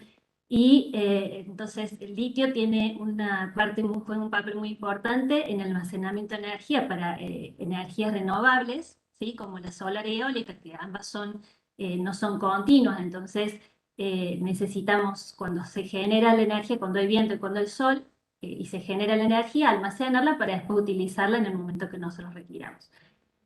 También se usa, bueno, dispositivos electrónicos pequeños, que es donde estamos más acostumbrados a utilizarlo, por ejemplo, bueno, celulares, laptops, etcétera, ¿sí? Y un mercado que viene creciendo día a día es la utilización de las baterías de litio en automóviles, en bicicletas, en motos, etcétera, en colectivos y demás. ¿Sí? Esto con la intención de cambiar el sistema de combustión interna de los autos por los sistemas eléctricos o híbridos, donde juegan un poco un papel las 2 partes, que contaminan mucho menos, o no contaminan comparándolos con los autos de combustión interna. ¿Sí? Bien, entonces veamos rápidamente cómo funcionan las baterías de ion litio, que son las que nosotros tenemos en todos los celulares, en todos los dispositivos electrónicos que actualmente están en uso. ¿Y qué diferencia vendría a haber con una batería donde el ánodo es el litio metálico? ¿Sí? Generalmente las baterías de ion litio, lo que nosotros utilizamos, son como ánodo se usa grafito y como cátodo se usa un óxido metálico, ¿sí? En el caso y lo que se hace es que durante la descarga, o sea, cuando yo estoy utilizando el dispositivo, los electrones y los iones litio viajan desde el ánodo hacia el cátodo. Y durante la carga, o sea, cuando yo enchufo el celular para cargarlo, ocurre el proceso contrario, ¿sí? En el caso de las baterías de litio metálico, lo que cambia es que en vez de tener un ánodo, como las de ion litio, que es grafito, donde el litio intercala entre una estructura y el otro, ahora tenemos como ánodo un litio metálico, ¿sí? ¿Qué ventajas tiene esto? ¿Por qué queremos ir a utilizar un litio metálico y no seguir con las de ion litio? Y es que la capacidad específica de la batería aumenta de manera importante, ¿sí? De hecho, ¿y para qué queremos esto? Porque, por ejemplo, en los autos nos va a permitir tener una mayor autonomía. ¿Sí? Hoy en día, con una batería de ion litio, no se pueden hacer mucho más que 160 kilómetros, mientras que las baterías que utilizarían el litio metálico, que algunas ya hay comerciales de litio azufre, permitirían tener una autonomía similar a lo que es un auto de combustión interna, ¿sí? Gracias a que la capacidad específica aumentaría de manera importante por el solo hecho de cambiar el litio, o sea, el ánodo desde grafito a un litio metálico, ¿sí? Después, bueno, estas litio azufre, litio aire, también cambian el tipo de cátodo, donde en el caso del azufre es el cátodo, y en el aire el cátodo pasa a ser oxígeno que está inmerso en una matriz carbonosa, ¿sí? Entonces, bueno, si bien decimos, bueno, mira qué bueno, vamos a usar el litio metálico, como todas las cosas, tienen sus pros y sus contras. Los pros, bueno, es que justamente lo que les decía recién, aumenta la capacidad, tiene una capacidad específica el litio que es 10 veces mayor a la del grafito, que es la que se utiliza actualmente, y tiene el potencial más negativo de todos, ¿sí? O sea, esto haría que el transporte de electrones del ánodo al cátodo sea de manera rápida, ¿sí? Si nosotros comparamos acá distintos ánodos, distintos cátodos, el litio se encuentra con una capacidad específica alta, ¿sí? Y permitiría también una diferencia potencial más grande con respecto a los cátodos de ion litio convencionales. Pero tiene varias cosas en contra, ¿sí? Y por eso, de hecho, las baterías, o sea, el litio se había empezado a usar en los años 60 como ánodo, y debido a todos los problemas que tenía, sobre todo en esto de la formación de dendritas, que ya les voy a mostrar qué van a hacer, es que se dejó de utilizar. ¿Qué es lo que pasa? Durante los procesos de carga y descarga, se deposita, se nuclea litio sobre litio metálico y después se desprende ese litio. O sea, yo cuando cargo, digamos, hago distintos procesos de deposición y de stripping del litio, y lo que pasa es que el litio es muy reactivo, ¿sí? Entonces se van formando nucleaciones de litio descontroladas, que lo que producen son dendritas que pueden perforar el separador que está entre los dos electrodos. El separador justamente tiene la función de separar el cátodo y el ánodo para que no haya un cortocircuito. Si la dendrita perfora este separador, lo que pasa es que hay un cortocircuito y una posible explosión, ¿sí? Entonces, debido a estos problemas, sobre todo generados por la alta reactividad del litio y la formación de las dendritas, que se dejaron de usar en su momento. Porque todo eso obviamente, bueno, produce una baja ciclabilidad de la celda y hace que las celdas sean un poco seguras. Pero bueno, acá les voy a mostrar cómo es el crecimiento de las dendritas para que se den una idea. Si se fijan, durante el funcionamiento de la celda, lo que pasa es que se van formando estos tipos ramilletes de litio que van creciendo en forma desordenada, algunos de los cuales se desprenden incluso del bulk de litio y hacen que el electrolito sea más viscoso, se vaya perdiendo la ciclabilidad. Cada vez que se genera una nueva superficie de litio metálico, se genera una nueva interfaz sólido-electrolito que consume electrolito, entonces se va secando la celda, y todo eso hace que se generen todos estos problemas. Este litio que va creciendo así de forma desordenada puede perforar el separador, que les contaba recién, y producir un cortocircuito en la batería. Entonces, bueno, siempre lo que hacemos es tratar de buscar estrategias para tratar de solucionar estos problemas y cómo podemos proteger este litio metálico. Hay varias estrategias, ¿sí? Entre ellas es utilizar una sella artificial, ¿sí? La sella es, como les decía recién, una interfaz sólido-electrolito. Podemos usar electrolitos sólidos, podemos utilizar aditivos dentro de electrolitos. Los electrolitos que se utilizan convencionalmente en las baterías de litio son electrolitos orgánicos, y que son líquidos, ¿sí? Entonces, bueno, lo que se puede agregar es aditivos para que la SEI que se forma sea más estable. También se pueden realizar modificaciones en el separador o modificar el colector de corriente, todo esto tratando de evitar la formación de las dendritas. Dentro de esto, y en la parte que por ahí les puede interesar más a ustedes, por los MOF, se utilizan mucho los MOF, tanto para hacer seis artificiales como electrolitos sólidos, ¿sí? En particular, bueno, nosotros ahora no estamos con eso, pero sí es la intención bueno, de hacer estudios relacionados a eso.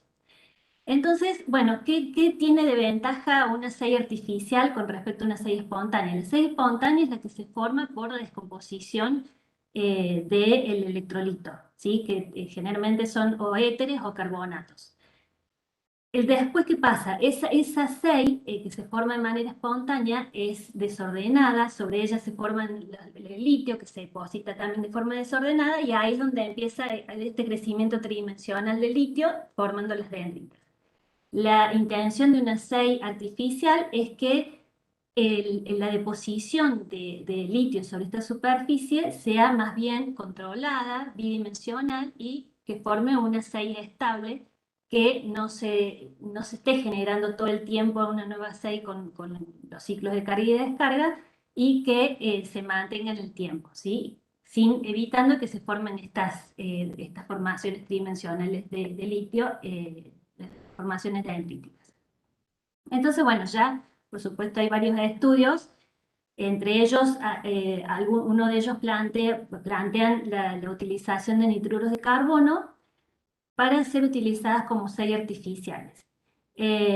Basándonos un poco en esto, nosotros lo que planteamos es utilizar un nitruro de carbono fosforado para la protección de litio metálico, ¿sí?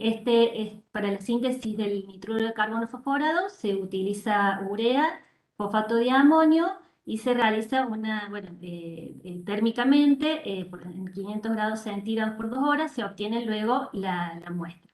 A esa muestra se le hacen distintos procesos de lavado y sonitado para obtener una muestra más pura de CNP, la cual luego, después lo que hacemos es una suspensión en tetrahidrofurano para modificar el litio metálico, ¿sí?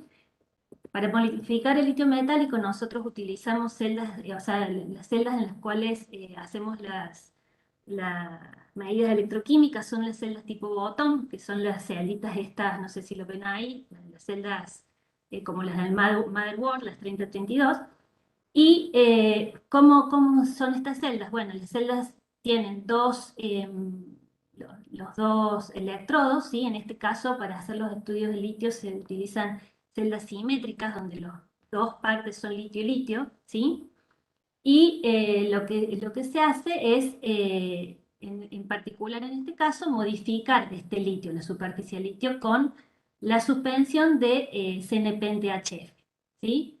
El electrolito que utilizamos es uno convencional que se suele utilizar en las baterías de litio-azufre y hacemos ciclos de carga y descarga a distintas corrientes. En particular ahora les voy a mostrar algunos ciclos de carga y descarga a 1 miliampere por centímetro cuadrado.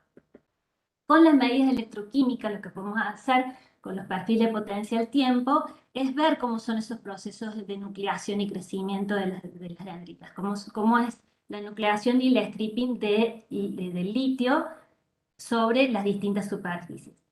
En rojo lo que ven acá es el litio modificado con CNP y en negro el que no está modificado. Si pueden observar que a medida que ocurren los ciclados de carga y descarga, el que está modificado con CNP se mantiene constante si los sobrepotenciales necesarios para nuclear y hacer el stripping del litio son constantes y el sobrepotencial necesario es bajo, ¿sí? Te alcanza un valor de 30 milivoltios, mientras que aquel que no está modificado con CNP aumenta considerablemente los sobrepotenciales necesarios con el ciclado, ¿sí? Hasta llegar a valores de 0,1 volt, ¿sí? Acá esto nos demuestra que hay un crecimiento dendrítico desordenado sobre la superficie de litio cuando el CNP no está presente, ¿sí?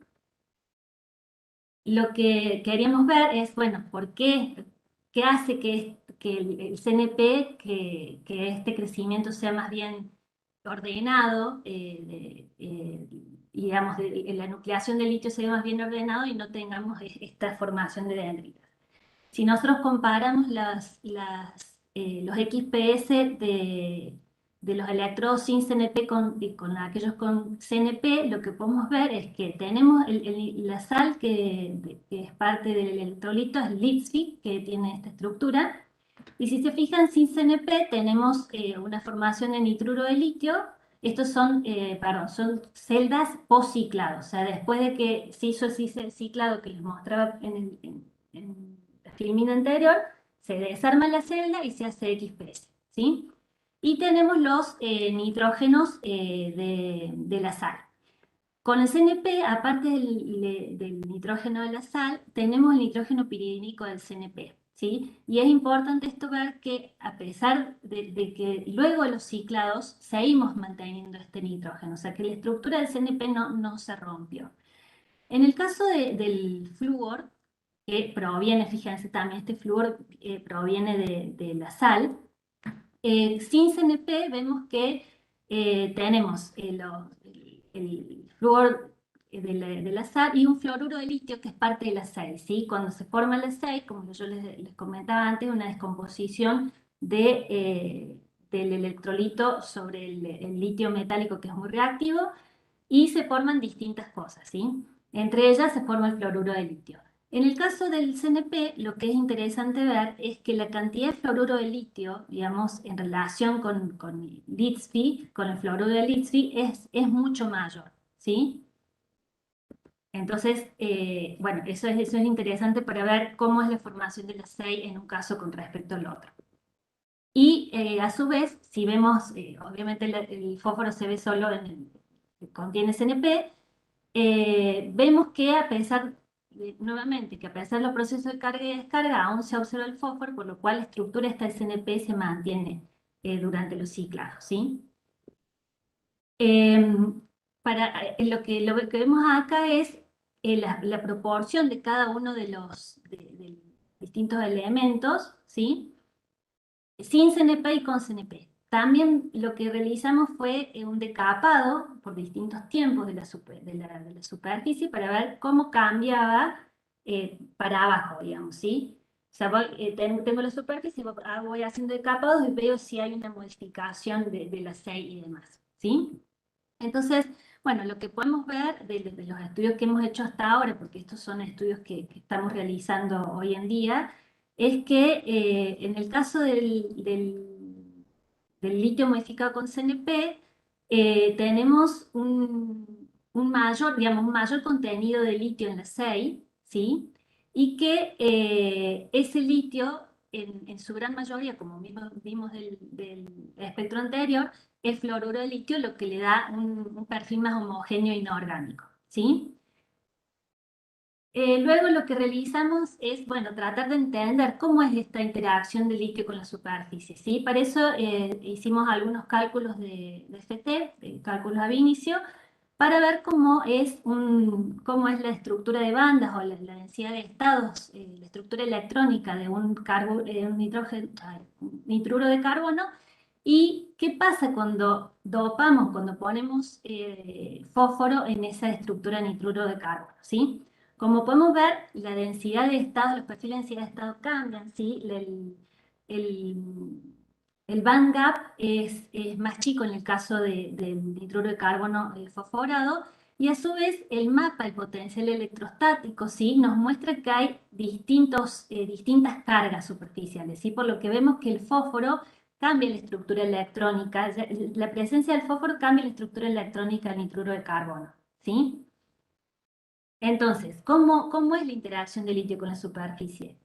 Lo que se hizo acá fue probar dos sitios de absorción posibles y vemos la diferencia entre si esto es nitrógeno o si esto es fósforo, ¿sí? Y lo que podemos observar es que la presencia del fósforo favorece la interacción del litio independientemente del sitio de litiación, ¿sí? Si es H1 o es H2, ¿sí? Acá está cerca de un nitrógeno y acá está cerca de un fósforo cuando está fosforado. Lo cual nos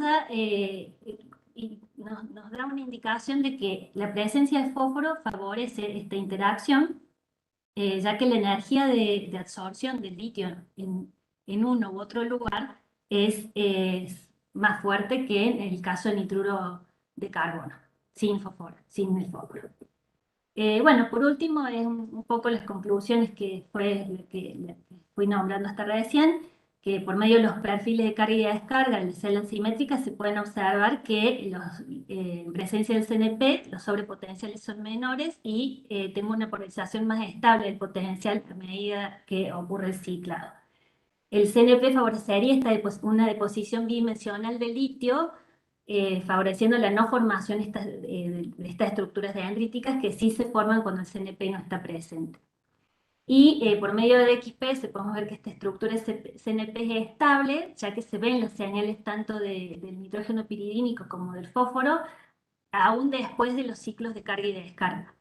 Y bueno, por medio de los cálculos computacionales, pudimos observar que la presencia de fósforo produce un cambio estructural en la estructura electrónica de la superficie, que hace que la interacción de litio sea más fuerte independientemente del sitio de absorción del mismo, ¿sí? Si está cerca del fósforo o no. Bueno, por último, quiero agradecer a todos mis compañeros de trabajo, de un hermoso grupo de trabajo. Bueno, acá estamos mezclados entre la gente que hacemos cálculos y hacemos experimental. Algunos hacen de las dos cosas, otros hacen de una sola y otros de otra.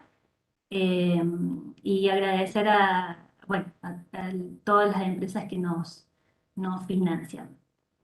Bueno, y eso es todo. Muchas gracias, Guillermina. Muchas gracias por la charla, muy interesante. Y felicitaciones por todo ese trabajo que siempre que tenemos un recurso natural como el litio en Argentina y hay que ponerle cabeza a desarrollar la forma de utilizarlo y aprovecharlo, es doblemente valorable. Así que muchas felicitaciones y bueno, adelante con eso. Bueno, gracias. From the audience, I don't know if there is many English speaker people on the audience, but maybe we can ask the question in English and then we can discuss. We will see. My question is regarding the use of MOF, right, in this technology. So Alejandro has one question, but I might use it for like a trigger for my question. You mentioned that MOFs or porous media can be used for separation, like separation in order to prevent this growth of the structures of lithium, which pinch a hole into the separation membrane and creates a short circuit, right? But before asking the question Alejandro wants to ask, which is related to that, I wonder whether you think it's feasible to use MOFs as the material for the intercalation of lithium in the electrode instead of maybe replacing, or how to compare with this material you showed today. The problem with MOF is the conductivity. So as an electrode, it's very difficult to use it. There are some studies that use it as an additive, for example, in lithium sulfur batteries, but you have to put a carbon layer outside because you need electrons to go through the material. So in that sense, is that MOF, you need a MOF material that could conduct electricity. And in general, okay.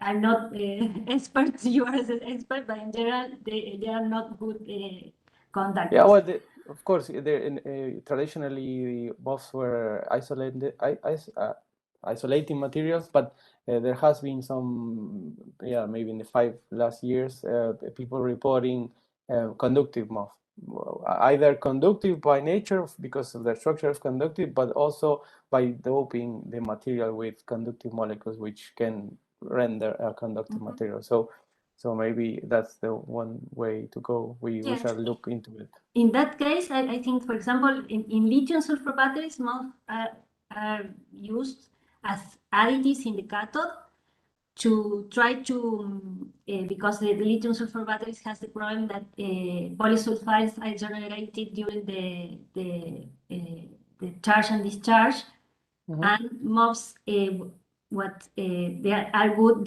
that trapping or trying not these polysulfides to diffuse, and they are used there as additives in general. But yes, if they are conductive, yes, in that case, I think they can be used.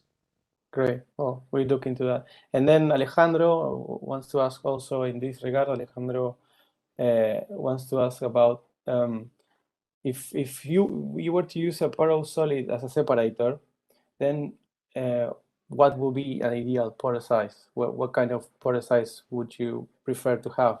Because that's something that you can tailor, right? Yes, in general, if you are going to use a separator, a solid separator, the important thing is that lithium can go through it, but other things no. And lithium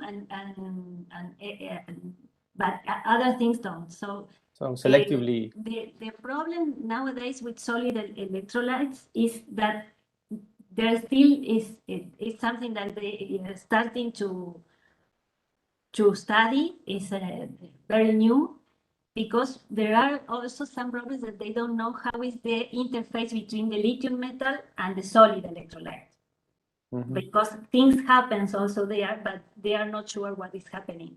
But there are some studies that they are trying to use MOF as solid electrolytes to replace the liquid electrolytes that has other problems.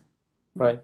And also, Alejandro adds to the question, if the material, if you are going to use it as a membrane, it needs to be electrically conductive, or it just need to be porous and then whatever diffuses through it will make it? No, because if you use it as a separator, you don't need, you have to separate the cathode and the anode. Right. And there is, you don't have to have electric conductivity in turn. Yeah, you will have a short circuit So if in it's that conductive. case, exactly. In that case, you need to lithium go through it, but no electrons. So it has to be an isolator. So depending on I think that in MOF you have like a lot of things that can be done inside the lithium studies, because you can change, if you can have an insulator MOF or a conductivity MOF, and as you said, and so you can use it in different parts of the lithium battery depending on how you make it. Perfect. Well, we shall discuss more with Jorge Thomas, which is also working in our institute in INIFTA, and Aldo is in Dean. So yes, there will be plenty of room for discussing and maybe collaborating in the future. So maybe next time we can see it in person and discuss all these topics in a thorough way. Okay, so, I hope. Yeah, so thank you very much, Guillermina. And with this final flash presentation, we give this session came to an end, and we thank a lot all those presentations from people from Argentina and also from abroad. And we hope to see you in the next 2 days, where we will continue to discuss MOF applications and several other different topics related to.